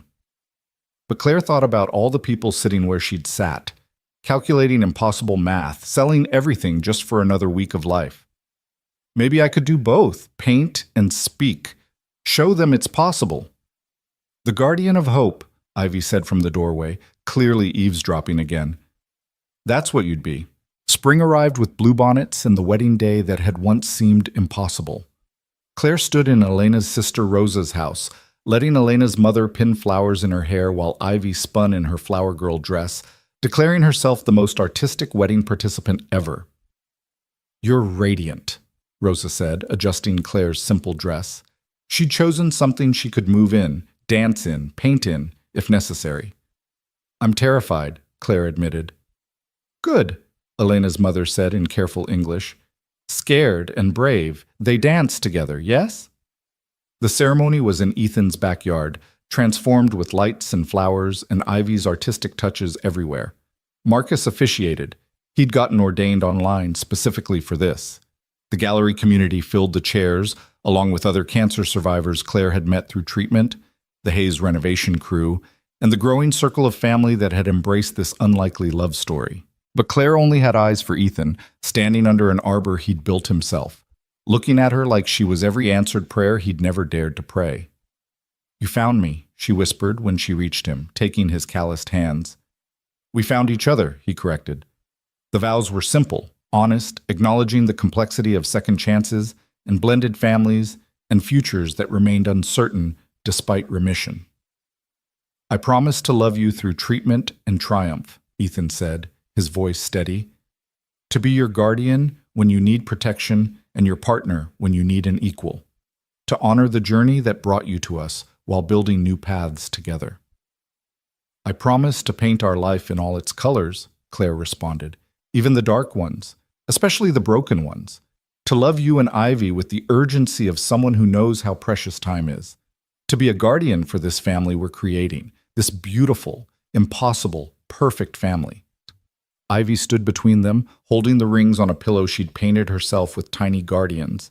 When it came time for family vows, she spoke clear and strong. "I promise to share my dad with you and my art supplies, even the good ones. To remember that you're not replacing Mom Elena, but adding to our family like adding colors to a painting. To love you even when you're sick, especially when you're scared, and always when you're painting." There wasn't a dry eye in the yard. The reception was pure Austin. Tacos from 3 different trucks, Marcus DJing with questionable skill but excellent enthusiasm, and easels set up for anyone who wanted to paint. The museum piece had inspired a trend, and Claire found herself teaching impromptu lessons between dances, her wedding dress splattered with paint by the end of the night. "No regrets?" Ethan asked as they swayed to a slow song, Ivy having long ago crashed in Rosa's lap. "Only one," Claire said. "I wish I'd fallen in front of you sooner." "Then we might not have been ready. The timing was perfect, broken perfect, but perfect." As if to prove his point, Ivy stirred, stumbling over to join their dance, the 3 of them swaying together under string lights and stars, a family forged in loss and found in love.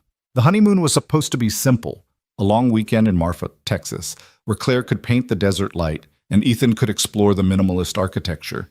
But 2 days before they were set to leave, Claire's routine scan showed something that made Dr. Morrison's face tighten in a way she'd learned to fear. "It's not the lymphoma," he said quickly, seeing her expression. "The cancer is still in remission, but Claire, we're seeing some unusual activity in your bone marrow. It could be nothing, a side effect of the aggressive treatment, or it could be the early stages of a secondary cancer." The word hung in the sterile air of the examination room like a poisonous cloud. Secondary cancer. The treatment that had saved her might have planted seeds for something else. "How long until we know?" Ethan asked, his hand finding Claire's, steady despite the tremor she felt in her own fingers. "We need to do a bone marrow biopsy. I can schedule it for Monday." "That's our honeymoon," Claire said numbly. Go, Dr. Morrison said, surprising them. Take your weekend. The results won't be ready for a week anyway. Go live, Claire. That's what you've been fighting for. They drove to Marfa and Ethan's truck, Ivy staying with Rosa, the desert opening up around them like a promise of space to breathe. Claire painted every sunrise and sunset, creating a series she would later call Light Studies in Uncertain Time. Ethan held her when she cried, made love to her under stars so bright they seemed fake, and never once suggested they talk about what might be coming. Are you angry? Claire asked on their last morning, watching the sun transform the desert into gold. No, Ethan said simply. I knew what I was signing up for. Life without guarantees, time measured in moments rather than years. I'd choose it again, Claire. I'd choose you every single time. The biopsy results came back inconclusive. Not cancer, but not normal either. Watchful waiting, Dr. Morrison called it, which Claire thought was just a medical way of saying living with a sword over your head. She threw herself into painting with renewed urgency. The museum had commissioned another piece, and private collectors were calling constantly. But more importantly, Ivy had asked for art lessons, real ones, with technique and theory and all the things Claire had learned in art school before cancer rewrote her story. Today we're learning about negative space, Claire announced one afternoon in the studio, Ivy perched on a stool with her serious artist face on. What's that? The space around and between things. Sometimes what's not there is as important as what is. Ivy considered this, then began painting with new awareness, leaving strategic gaps that somehow made her subjects more defined. She had real talent, Claire realized, not just enthusiasm, but genuine artistic vision inherited from both her mothers. Elena's emotional depth and Claire's developing technical skill. 3 months into the watchful waiting, Claire started feeling tired again. Not the normal exhaustion that had become her baseline, but something deeper, more insistent. She hid it for 2 weeks, not wanting to worry Ethan or disrupt Ivy's upcoming school art show where she would display her Guardian series inspired by Claire's work. But bodies keep their own truth, and hers betrayed her at the worst possible moment. She collapsed at Ivy's art show, in front of all the parents and children, her legs simply refusing to hold her weight anymore. The ambulance ride was a blur of Ivy's tears and Ethan's forced calm. The emergency room was familiar territory by now. Nurses who knew her name, doctors who read her extensive history with growing concern. The bone marrow issue has progressed, Dr. Morrison explained after a battery of tests. It's not cancer, but it's affecting your blood cell production. We're seeing severe anemia, low platelet count. Your bone marrow is struggling, probably from the aggressive treatment that saved you from lymphoma. So the cure is killing me differently? Claire asked with bitter humor. The cure gave you 2 years you wouldn't have had. Now we adapt. There are treatments, transfusions for now, possibly a bone marrow transplant if we can find a match. The testing began immediately. Ethan wasn't a match. They'd known it was unlikely, but had hoped anyway. Rosa tested. Elena's parents, even Marcus and several of the collectors who'd become friends. No matches. Claire spent more time in the hospital than out over the next month, receiving transfusions that temporarily boosted her blood counts only to watch them crash again. She painted from her hospital bed, smaller pieces now, intimate watercolors of the view from her window, the IV drip, Ivy's face when she visited every day after school. I'm scared, Ivy admitted one afternoon, curled up in the hospital bed beside Claire while Ethan talked to doctors in the hallway. Me too, Claire said, holding the girl closer. But you're still painting. Being scared doesn't mean we stop creating. Sometimes it means we create harder, faster, with more purpose. Like Mom Elena's poems at the end. Dad showed me. They were different, more urgent. Claire thought about Elena's journals, the ones she'd read in the studio, how the poetry had shifted as death approached, becoming rawer, more essential. Your Mom Elena and I have something in common, Claire said carefully. We both love you and your dad more than we fear what's coming. But I don't want another mom to die, Ivy whispered, the words she'd been holding back for weeks finally escaping. Claire's heart broke a little more, if such a thing was possible. Then I'll have to fight harder, won't I? And you know what? I have something Elena didn't have. What? You. A 10-year-old artist who believes in guardians and magic. That's powerful medicine, Ivy Hayes. That night, unable to sleep, Claire started a new painting. It was different from her usual work, darker, more abstract, but with veins of gold running through the darkness like hope, refusing to be extinguished. She was so absorbed she didn't notice the nurse entering until the woman gasped. "That's beautiful," the nurse said. "What do you call it?" Claire studied the piece, seeing in it her whole journey, the sidewalk collapse, the gallery triumph, the wedding joy. This new battle. "Transformation number 7, she said, thinking of all the times she'd been remade by circumstances. The nurse was young, maybe mid-20s, with kind eyes that reminded Claire of herself before diagnosis. "My brother's an artist," she said. "Was an artist. Leukemia 2 years ago." "I'm sorry." "He painted until the end, said art was proof that humans are more than just biology, that we create meaning even when meaning seems impossible." The nurse adjusted Claire's IV with practiced gentleness. "I tested for bone marrow donation for him. Wasn't a match, but I stayed on the registry." Something in her tone made Claire look up sharply. "The registry?" "The National Marrow Registry. Once you're tested, you stay in the system. I got a call yesterday about a potential match. They won't tell me who, but the timing—" She gestured at Claire's chart. "Are you looking for a donor?" Claire's hand started shaking. "Yes. No matches yet." The nurse, her badge said Sarah, smiled. "Then maybe my brother's sending you a guardian. He believed in those too." The testing and verification took 2 weeks, the longest 2 weeks of Claire's life, but when Dr. Morrison walked into her hospital room with an expression she'd never seen before, pure, uncomplicated joy, she knew before he spoke. "We found your match. Sarah, the nurse from the night shift. She's a perfect match, Claire. As close to identical as non-relatives can be." Ethan was crying, Ivy was jumping on the bed despite the rules, and Claire found herself laughing and sobbing simultaneously. Sarah appeared in the doorway, off shift but unable to stay away. "My brother would have loved this," she said. "Art saving art." The transplant process was brutal. First came the conditioning, chemotherapy so intense it would destroy Claire's existing bone marrow entirely, leaving her without immune system, without the ability to produce blood cells, completely vulnerable. Then would come the transplant itself, Sarah's healthy marrow hopefully taking root in Claire's depleted body. "You could die from the treatment," Dr. Morrison explained with his characteristic directness. "The mortality rate for this procedure is significant, but without it, I die anyway, just slower," Claire finished. "When?" 2 weeks. We need to get your strength up as much as possible first.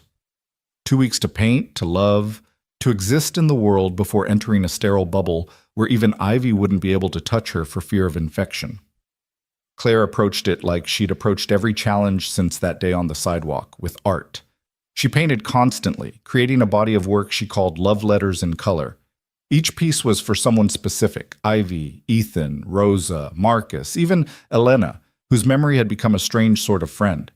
But the largest piece was for Sarah, the stranger whose brother's death had led to Claire's possible salvation. It was a massive canvas depicting 2 artists painting the same scene from different angles, their brushstrokes meeting in the middle to create something neither could have made alone. One figure was translucent, already half gone, but his paint remained vivid on the canvas. The other was solid but incomplete until the ghostly figure's colors joined hers. "For your brother," Claire said when she presented it to Sarah.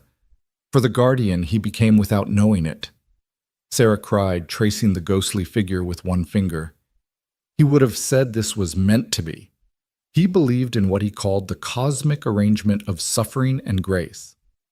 The day before entering the hospital for conditioning, Claire sat in the backyard with Ivy, both of them painting the spring evening. Ivy had grown so much in the past year, not just in height, but in depth, her artwork showing an understanding of loss and beauty that no 11-year-old should have, but this one did. "If something happens," Claire began, but Ivy cut her off. "Nothing's going to happen. Sarah's marrow is going to save you, and you're going to teach me about shadows and perspective and all the things I still need to learn." "But if—" "No." Ivy's voice was fierce. Mama Lena didn't get to say goodbye properly. She was too sick at the end, but you're not there yet, so instead of goodbye, teach me something. Right now, something important. Claire studied this remarkable child who'd become her daughter in every way that mattered. Okay, the most important thing about art isn't technique or talent, it's continuing. No matter what happens, you keep creating, promise me. Only if you promise to survive this and teach me the rest yourself. I promise to try. No, Ivy said with her mother's stubbornness and her father's certainty. Promise to succeed. Claire pulled her close, breathing in her paint and sunshine smell. I promise. The conditioning nearly killed her. 7 days of chemistry so toxic that Ethan had to wear protective gear just to be in the room. Claire couldn't paint. Her hands shook too badly, but she could still see, still observe the play of light on the hospital walls. The way Ethan's face changed through the days, aging and softening simultaneously. On the 8th day, Sarah arrived with the harvest of her bone marrow, a bag of life that looked unremarkable hanging from an IV pole. My brother's name was David, she said as the transplant began. He was 27, painted portraits mostly, said every face was a universe waiting to be explored. I think he would have painted you. You have the kind of face that shows every story it's lived. The marrow dripped slowly into Claire's body, and she imagined she could feel it taking root. Sarah's healthy cells finding home in her hollow bones. It would take weeks to know if the transplant was successful, weeks of isolation, of waiting, of hoping. But 3 days in, something shifted. Claire felt it like a subtle electric current, a sense of rightness she hadn't experienced in years. She asked for paper and pencil, her hands finally steady enough to sketch. What emerged wasn't a guardian or a landscape, but a simple interior scene, a hospital room transformed by imagination into a studio, with phantom paintings covering the walls, invisible brushes painting invisible worlds. She titled it The Art of Waiting. Ethan visited every day, talking through the glass barrier, reading Elena's poetry and Ivy's school reports and reviews of Claire's work from critics who didn't know she was fighting for her life again. Marcus had organized the art community to send daily videos, artists from around Austin sharing techniques, discussing color theory, keeping Claire connected to the world beyond sterile walls. On day 14, her blood counts started rising. Slowly at first, then with increasing confidence. Sarah's marrow had taken hold, was building new blood, new immunity, new possibility. It's working, Dr. Morrison announced on day 21, his professional composure cracking to show genuine elation. Your body is accepting the transplant beautifully. We're seeing healthy cell production across all lines. Claire was allowed to hold Ethan's hand for the first time in 3 weeks. The contact was electric, life-affirming, a reminder of what she'd been fighting for. You did it, he whispered, tears streaming down his face. You stubborn, brilliant, impossible woman. You did it. We did it, she corrected, thinking of Sarah's sacrifice, Ethan's steadfast presence, Ivy's fierce belief, the community that had carried her when she couldn't walk alone. Recovery was slow but steady. Claire had to relearn her body, newly made from someone else's gift. Foods tasted different, colors seemed brighter. It was, she realized, a third incarnation. The artist before cancer, the artist with cancer, and now the artist reborn from someone else's marrow. She was home for Ivy's 11th birthday, still weak but present. The party was smaller this year, intimate, but no less joyful. Ivy had asked for only one thing, for Claire to paint with her, really paint, like they used to. They sat in the studio, spring light streaming through windows, and created together. Not teacher and student, but 2 artists conversing in color. Ivy's painting showed a figure emerging from darkness into light, surrounded by guardians both mythical and real, doctors, nurses, family members with wings. It's you, Ivy explained, but also everyone who fights and everyone who helps. We're all guardians, and we all need guarding. Claire's painting was simpler, 3 figures at a table sharing a meal, ordinary and miraculous simultaneously, the kind of scene she'd never thought she'd live to paint. It's us, she said, next Tuesday, and the Tuesday after that, and all the Tuesdays I get. Sarah visited regularly, becoming part of their extended family. She'd bring stories of her brother, and Claire would show her new paintings, and somehow David became present in his absence, another guardian in their growing pantheon of protectors. 6 months post-transplant, Claire received news that seemed impossible. She was pregnant. The chemotherapy should have made it impossible. The radiation should have destroyed any chance. But there it was on the ultrasound, a tiny heartbeat that Dr. Morrison called medically improbable. It happens sometimes, he said, shaking his head in wonder. The bone marrow transplant, the cellular renewal, sometimes it restarts systems we thought were permanently damaged. Ethan was terrified and elated in equal measure. Is it safe? For Claire? For the baby?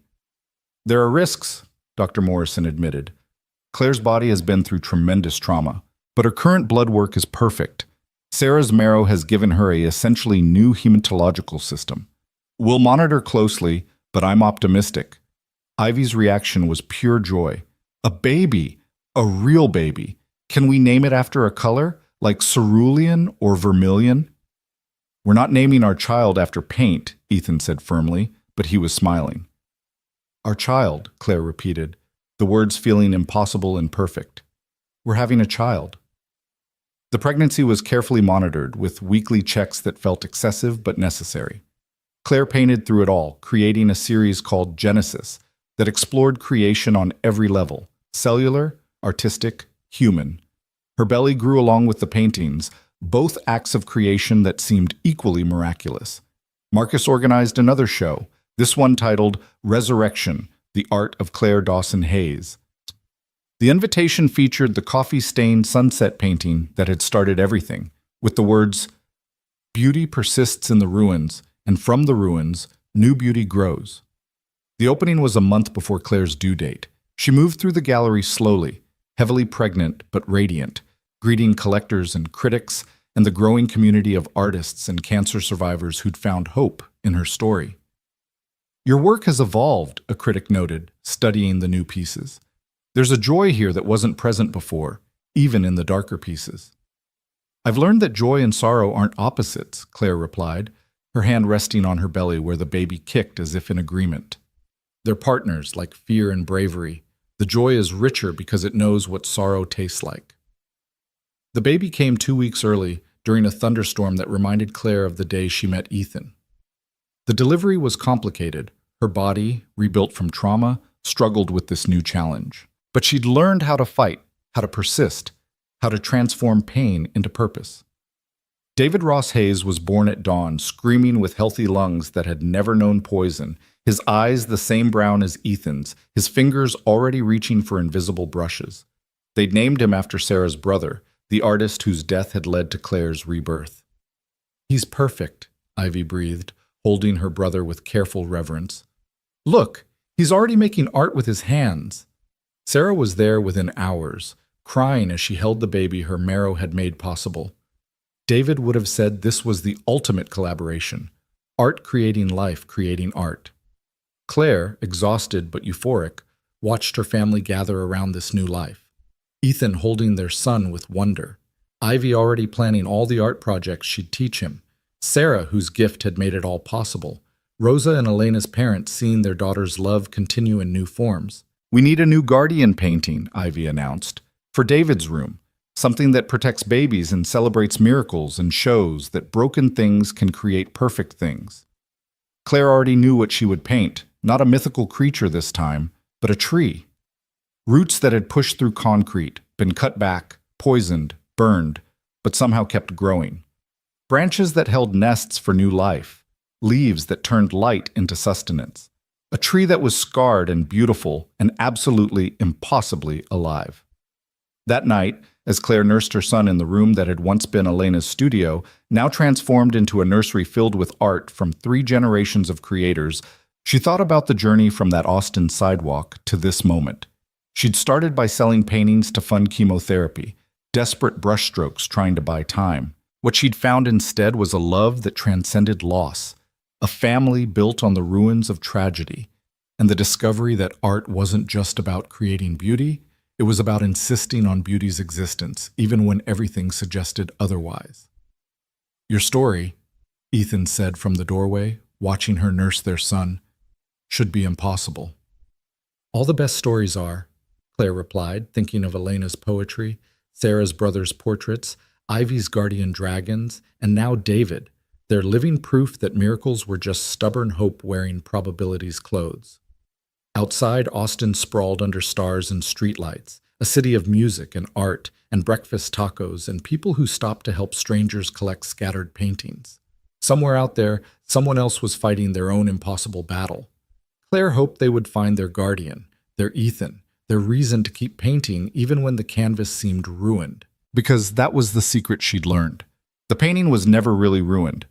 It was just waiting for the right eyes to see what it could become, for the right hands to transform disaster into beauty, for the right heart to insist that love was bigger than loss, that creation was stronger than destruction, that sometimes the universe did answer desperate prayers, just not in the language you expected. David made a small sound, milk-drunk and content, and Claire began to hum, a lullaby Elena had written, that Ivy had translated, that would now soothe another generation.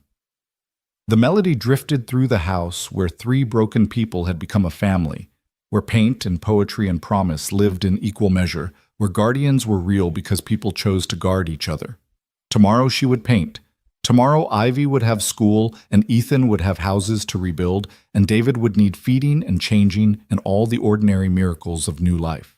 Tomorrow the work would continue, the art, the love, the careful tending of beauty in a world that tried so hard to destroy it. But tonight, Claire held her impossible child and knew that she had won. Not just against cancer, though that victory was sweet. She had won the right to tomorrow, to all the tomorrows that stretched ahead like blank canvases waiting for color. She had won the chance to teach Ivy about negative space and David about positive creation. She had won Ethan's love and Sarah's marrow and a community that caught her when she fell.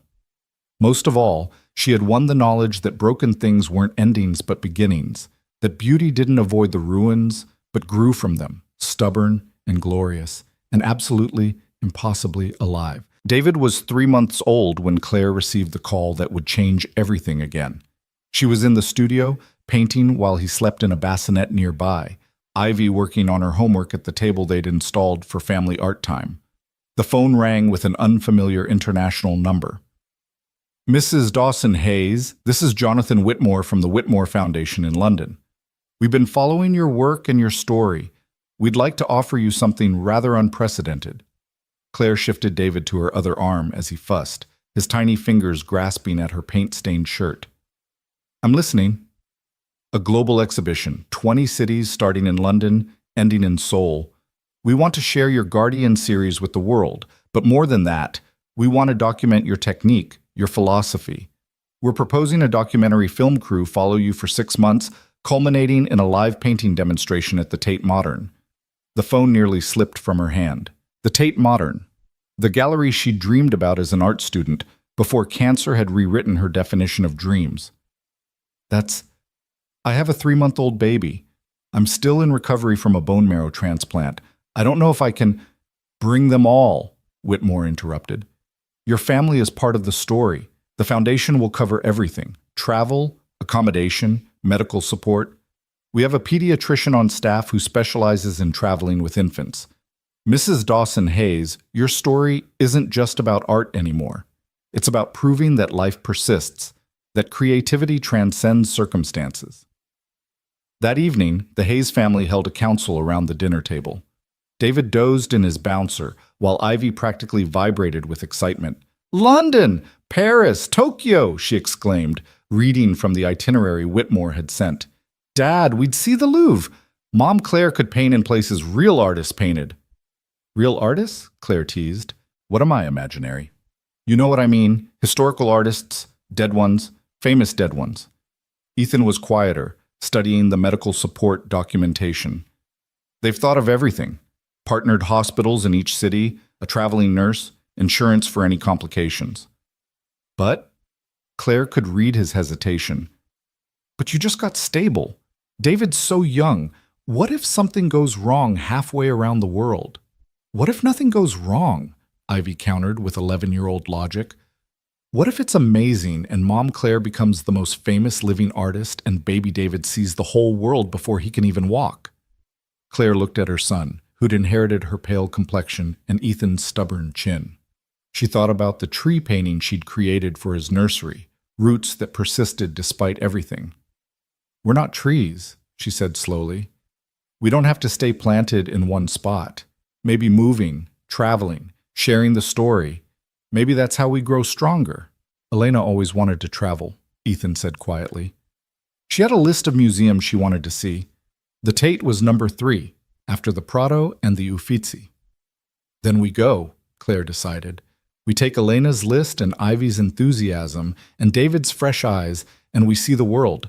We show them that Austin, Texas, produces survivors who make beauty from ruins." The preparation took 2 months. Claire had to be cleared by Dr. Morrison, who ran every test imaginable before grudgingly admitting she was healthy enough to travel. Sarah helped research medical facilities in each city, creating a detailed medical file that would accompany them everywhere. Marcus coordinated with galleries along the route, turning the tour into a moving exhibition that would fund cancer treatment for artists in each city they visited. The documentary crew arrived a week before departure, 2 young filmmakers named Ben and Amara, who specialized in artist profiles. They filmed Claire in the studio, teaching Ivy about color theory while David watched from his bouncer, his eyes tracking the movement of brushes like he was memorizing the motions. "Tell us about the first Guardian," Amara prompted, camera focused on the unicorn dragon painting that had started it all. Ivy answered before Claire could. "I asked for it because Mom Elena couldn't guard me anymore. But then Mom Claire painted it, and it turned out she was the real Guardian all along. The painting was just how we recognized her." The filmmakers exchanged glances, recognizing gold when they heard it. They spent the next days capturing the family's daily life. Ethan teaching David to grasp rattles with the same patience he used for renovation work, Ivy and Claire painting side by side, family dinners where 3 languages mixed, English, Spanish, and what Ivy called baby babble. "You're not what we expected," Ben admitted on the last day of filming in Austin. "Most artists we profile are tortured, isolated.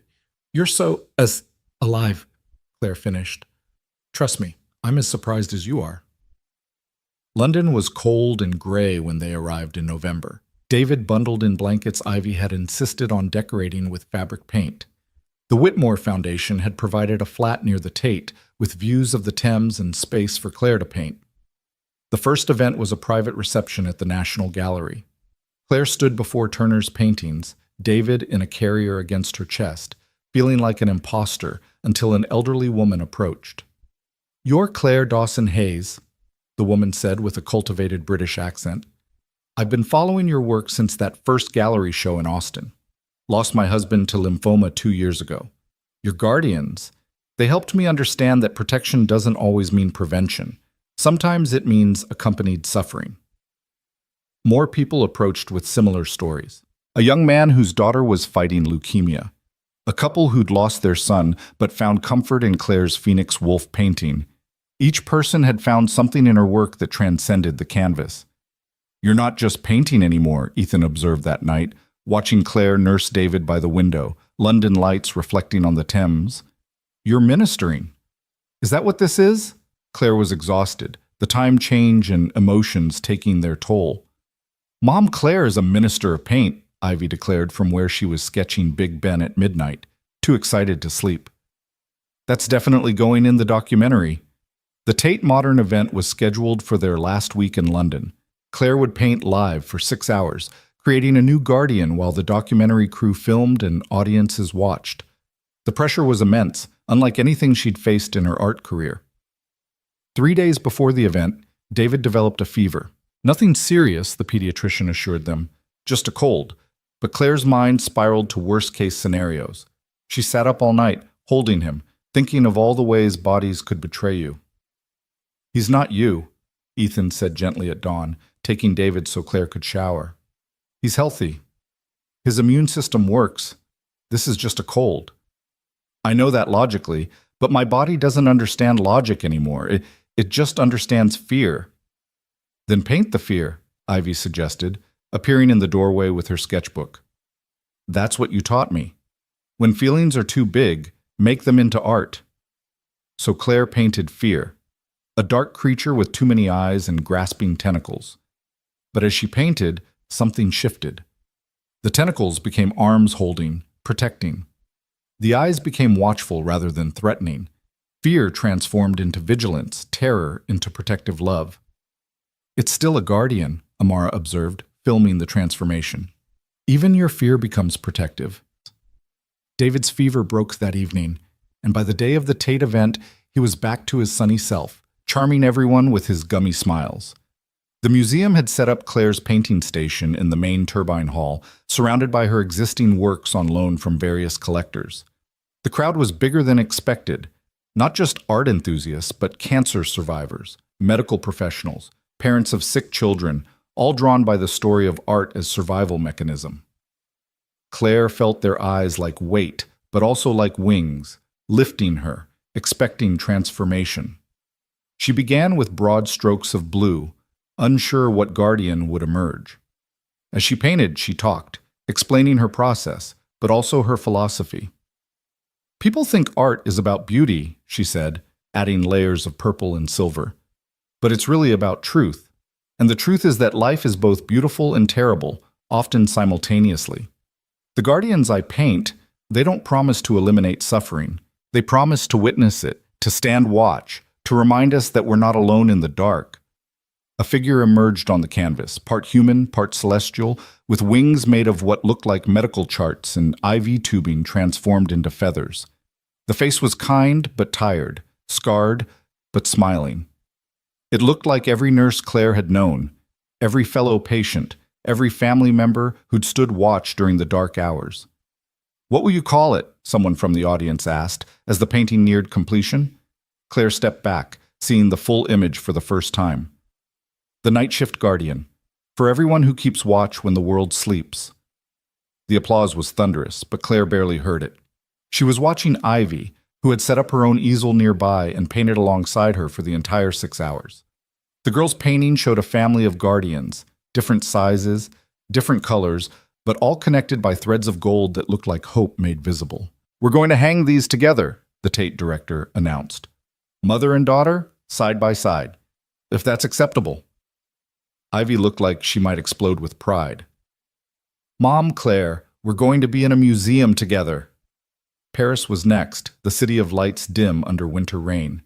They stayed near the Louvre, and Claire spent hours in front of masterpieces she'd only seen in textbooks, David sleeping against her chest, absorbing art through proximity. These painters had no idea their work would last centuries, she told the documentary crew while standing before a Rembrandt. They just painted what they needed to paint. The lasting is accidental. The creating is essential. The Paris exhibition was at a small gallery in Montmartre, intimate where London had been grand.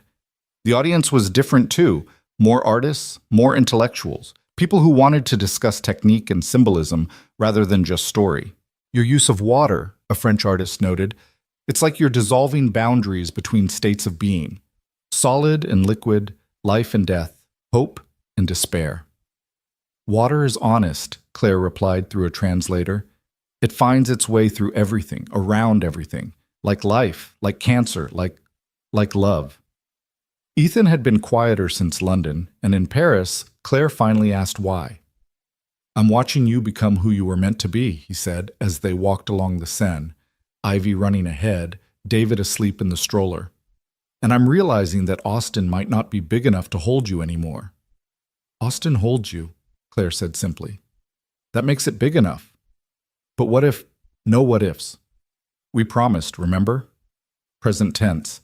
Right now, in this moment, we're in Paris. Our daughter is sketching Notre Dame. Our son is dreaming in colors he doesn't have names for yet. You're here, I'm here, we're alive. That's all that matters. Happy. Berlin, Madrid, Rome, each city brought new audiences, new stories of survival and loss, new connections between art and healing. The documentary crew captured it all. Ivy teaching German children to paint guardians, David taking his first steps in the Prado, Claire painting in the Sistine Chapel's shadow, while tears streamed down her face. "Why are you crying?" Amara asked gently, camera rolling. "Because I'm here," Claire said simply. 18 months ago, I was dying on a sidewalk in Austin. Now I'm painting in Rome. The miracle of it is too big for my body to hold without leaking. The call came in Amsterdam. Dr. Morrison, his voice careful across the international connection. Your latest blood work shows some anomalies. Nothing urgent, but I'd like you to come home for tests when the tour is done. Claire stood in their rented apartment, looking out at canals that had existed for centuries, and felt time compress. There was never enough of it, no matter how much you fought for more. How bad? She asked quietly. I don't know. Maybe nothing. Maybe something. But Claire, you've had 2 years of stability. 2 years of miracles.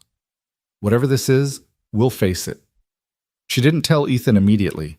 They had 3 more cities, Stockholm, Oslo, Seoul, and she wanted them unmarred by fear. But he knew her too well, saw the shadow pass over her eyes. Tell me, he said that night after Ivy and David were asleep. So she did, and he held her while she cried. And then they did what they'd learned to do. They kept living, kept moving, kept creating, because stopping meant letting fear win. Stockholm was a blur of white nights and guardian paintings finding homes with collectors who understood that art was medicine by other means. Oslo brought a surprise. Sarah had flown in to see them, to check on the boy her marrow had made possible. He's perfect, she said, holding David, who at 9 months was babbling constantly and trying to eat paintbrushes. He looks like you when you concentrate, that little furrow between his eyebrows. He looks like life insisting on itself, Claire said, like proof that bodies can create as well as destroy. Seoul was the final stop, and the most overwhelming. The audience was massive, the interest intense. Korean families who'd lost children to leukemia, artists who'd found inspiration in the Guardian series, collectors who saw investment and meaning in equal measure. Claire painted for 12 hours straight at the Seoul Museum of Art, creating the largest Guardian she'd ever attempted. It was a tree, like the one in David's nursery but more complex. The roots were visible, tangled with bones and medical equipment, transformed into something life-giving. The trunk bore scars that looked like Korean and English and Spanish words for survive.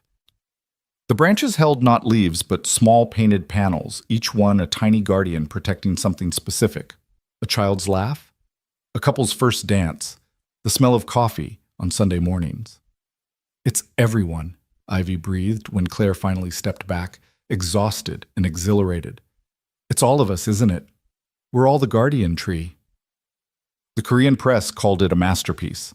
The museum immediately acquired it for their permanent collection, but all Claire could think about was going home, getting tested, finding out what new battle awaited.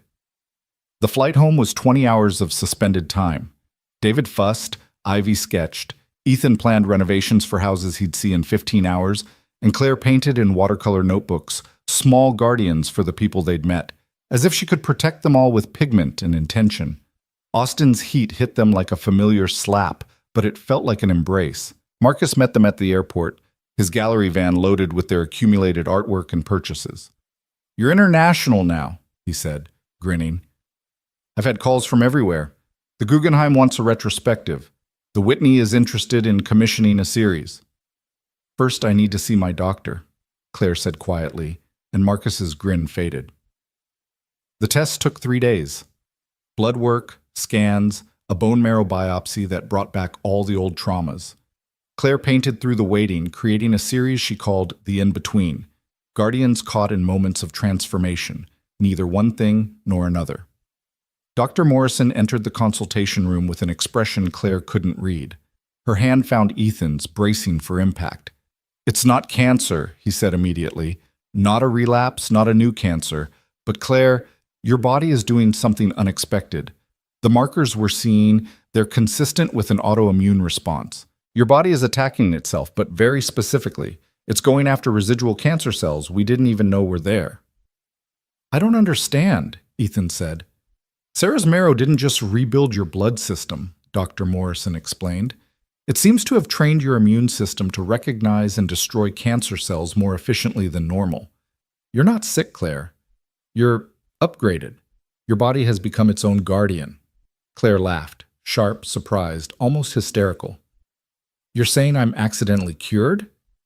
I'm saying your body has developed a mechanism we don't fully understand. We'll need to monitor it, study it. You might be the key to new treatment protocols, but right now, today, you're healthier than you've been since before your initial diagnosis. That night, they celebrated quietly at home. Ivy painted David's face with washable markers while he giggled. Ethan cooked Elena's enchiladas with Claire's salad and store-bought tres leches cake. The documentary crew, who'd extended their timeline to capture this moment, filmed from the corner, almost forgotten. "What now?" Ben asked as they prepared to leave. "The tour's over, you're healthy, the world knows your work. What comes next?" Claire looked at her family, Ethan washing dishes with David on his hip, Ivy explaining to the camera why purple was scientifically proven to be the best color. She thought about Elena's poetry journals, Sarah's brother's portraits, all the guardians painted and yet to be painted. "Now we live," she said simply. "We wake up tomorrow, and Ivy goes to school, and Ethan renovates a house, and David learns new words, and I paint. Not because I'm dying, but because I'm alive. The ordinary miracle, repeated daily." "That doesn't sound like much of an ending," Amara observed. "Endings are overrated," Claire replied. "I prefer middles, the part where life is happening, messy and beautiful and continuous." 6 months later, the documentary premiered at South by Southwest in Austin. Claire sat in the dark theater holding Ethan's hand, Ivy on her other side, David thankfully asleep in his carrier.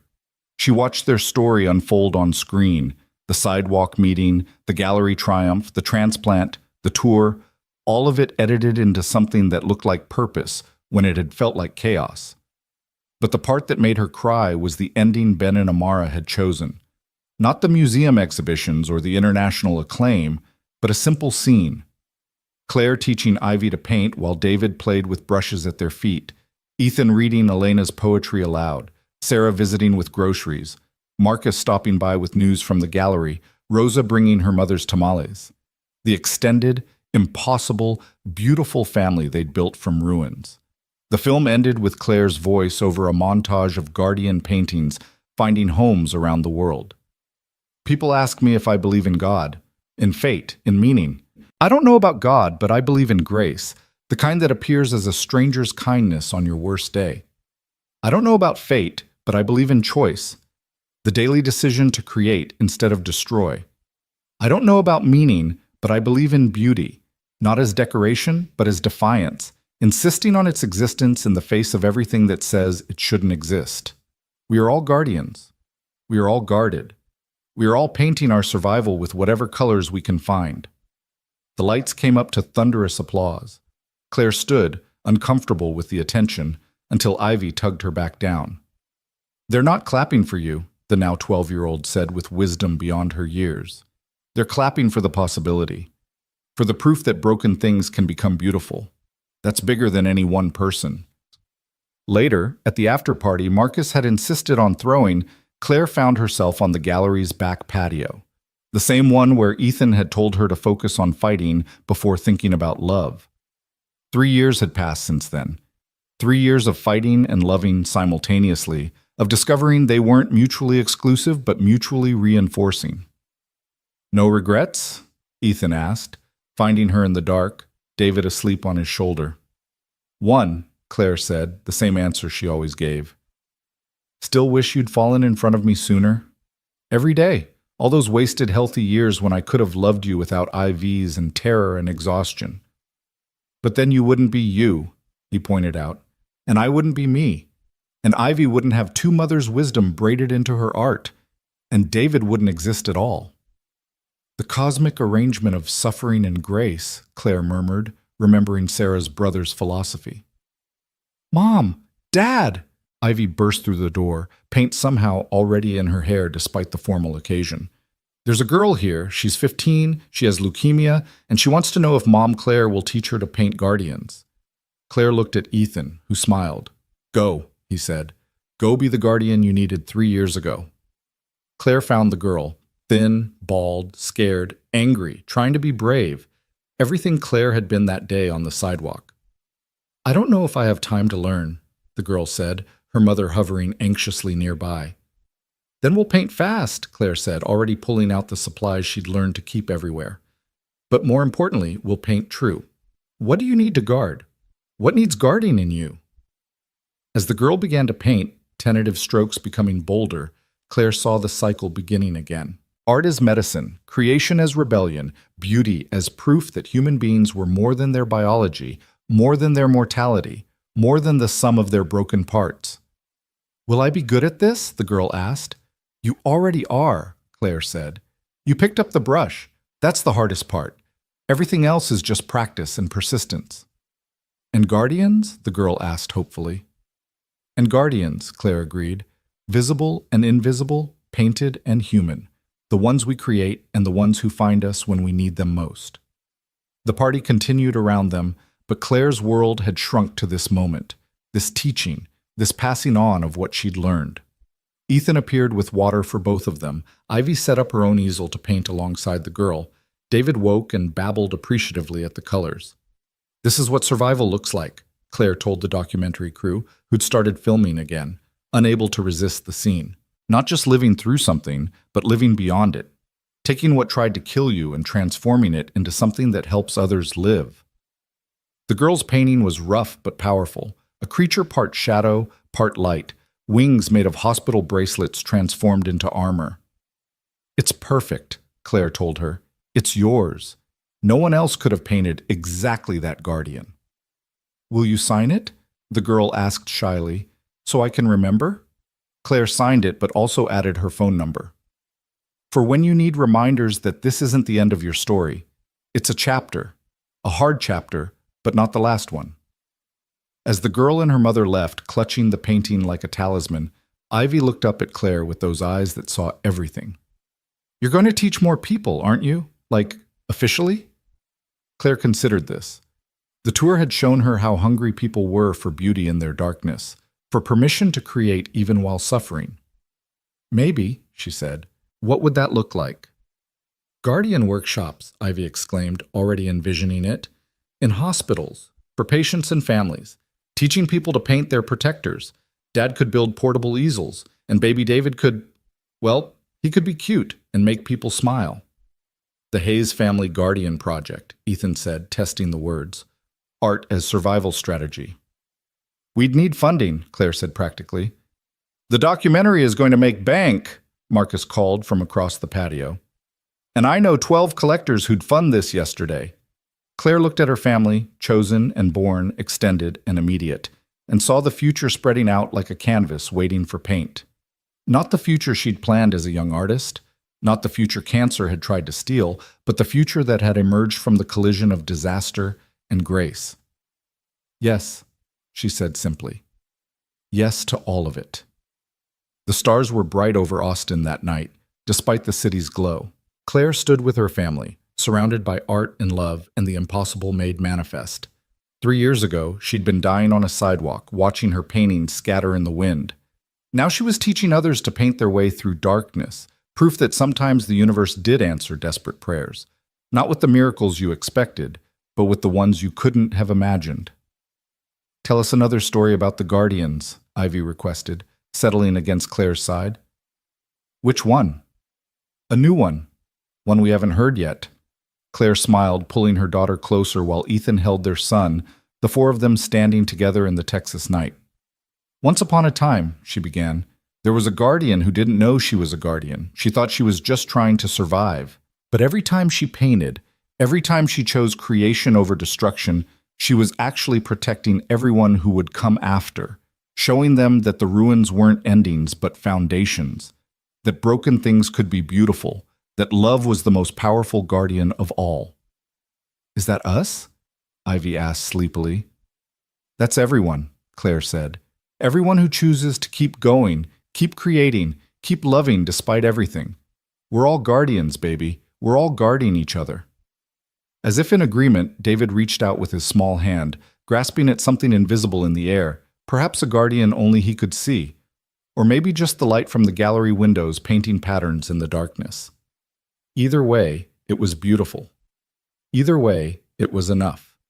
Either way, it was proof that life insisted on itself, over and over, in paint and poetry, in love and loss, in the daily miracle of waking up and choosing to create rather than surrender. The party went on inside, but the Hayes family stayed on the patio, held in the circle of their own light, guardians and guarded, painters of possibility, living proof that sometimes the best stories were the ones that refused to end, They just kept going, adding chapters and colors, each day a new brushstroke in a masterpiece that would never truly be finished because life, like art, was about the process, not the product. Tomorrow there would be new challenges, new paintings, new people to teach and guard and love. But tonight, under the vast Texas sky, they were complete.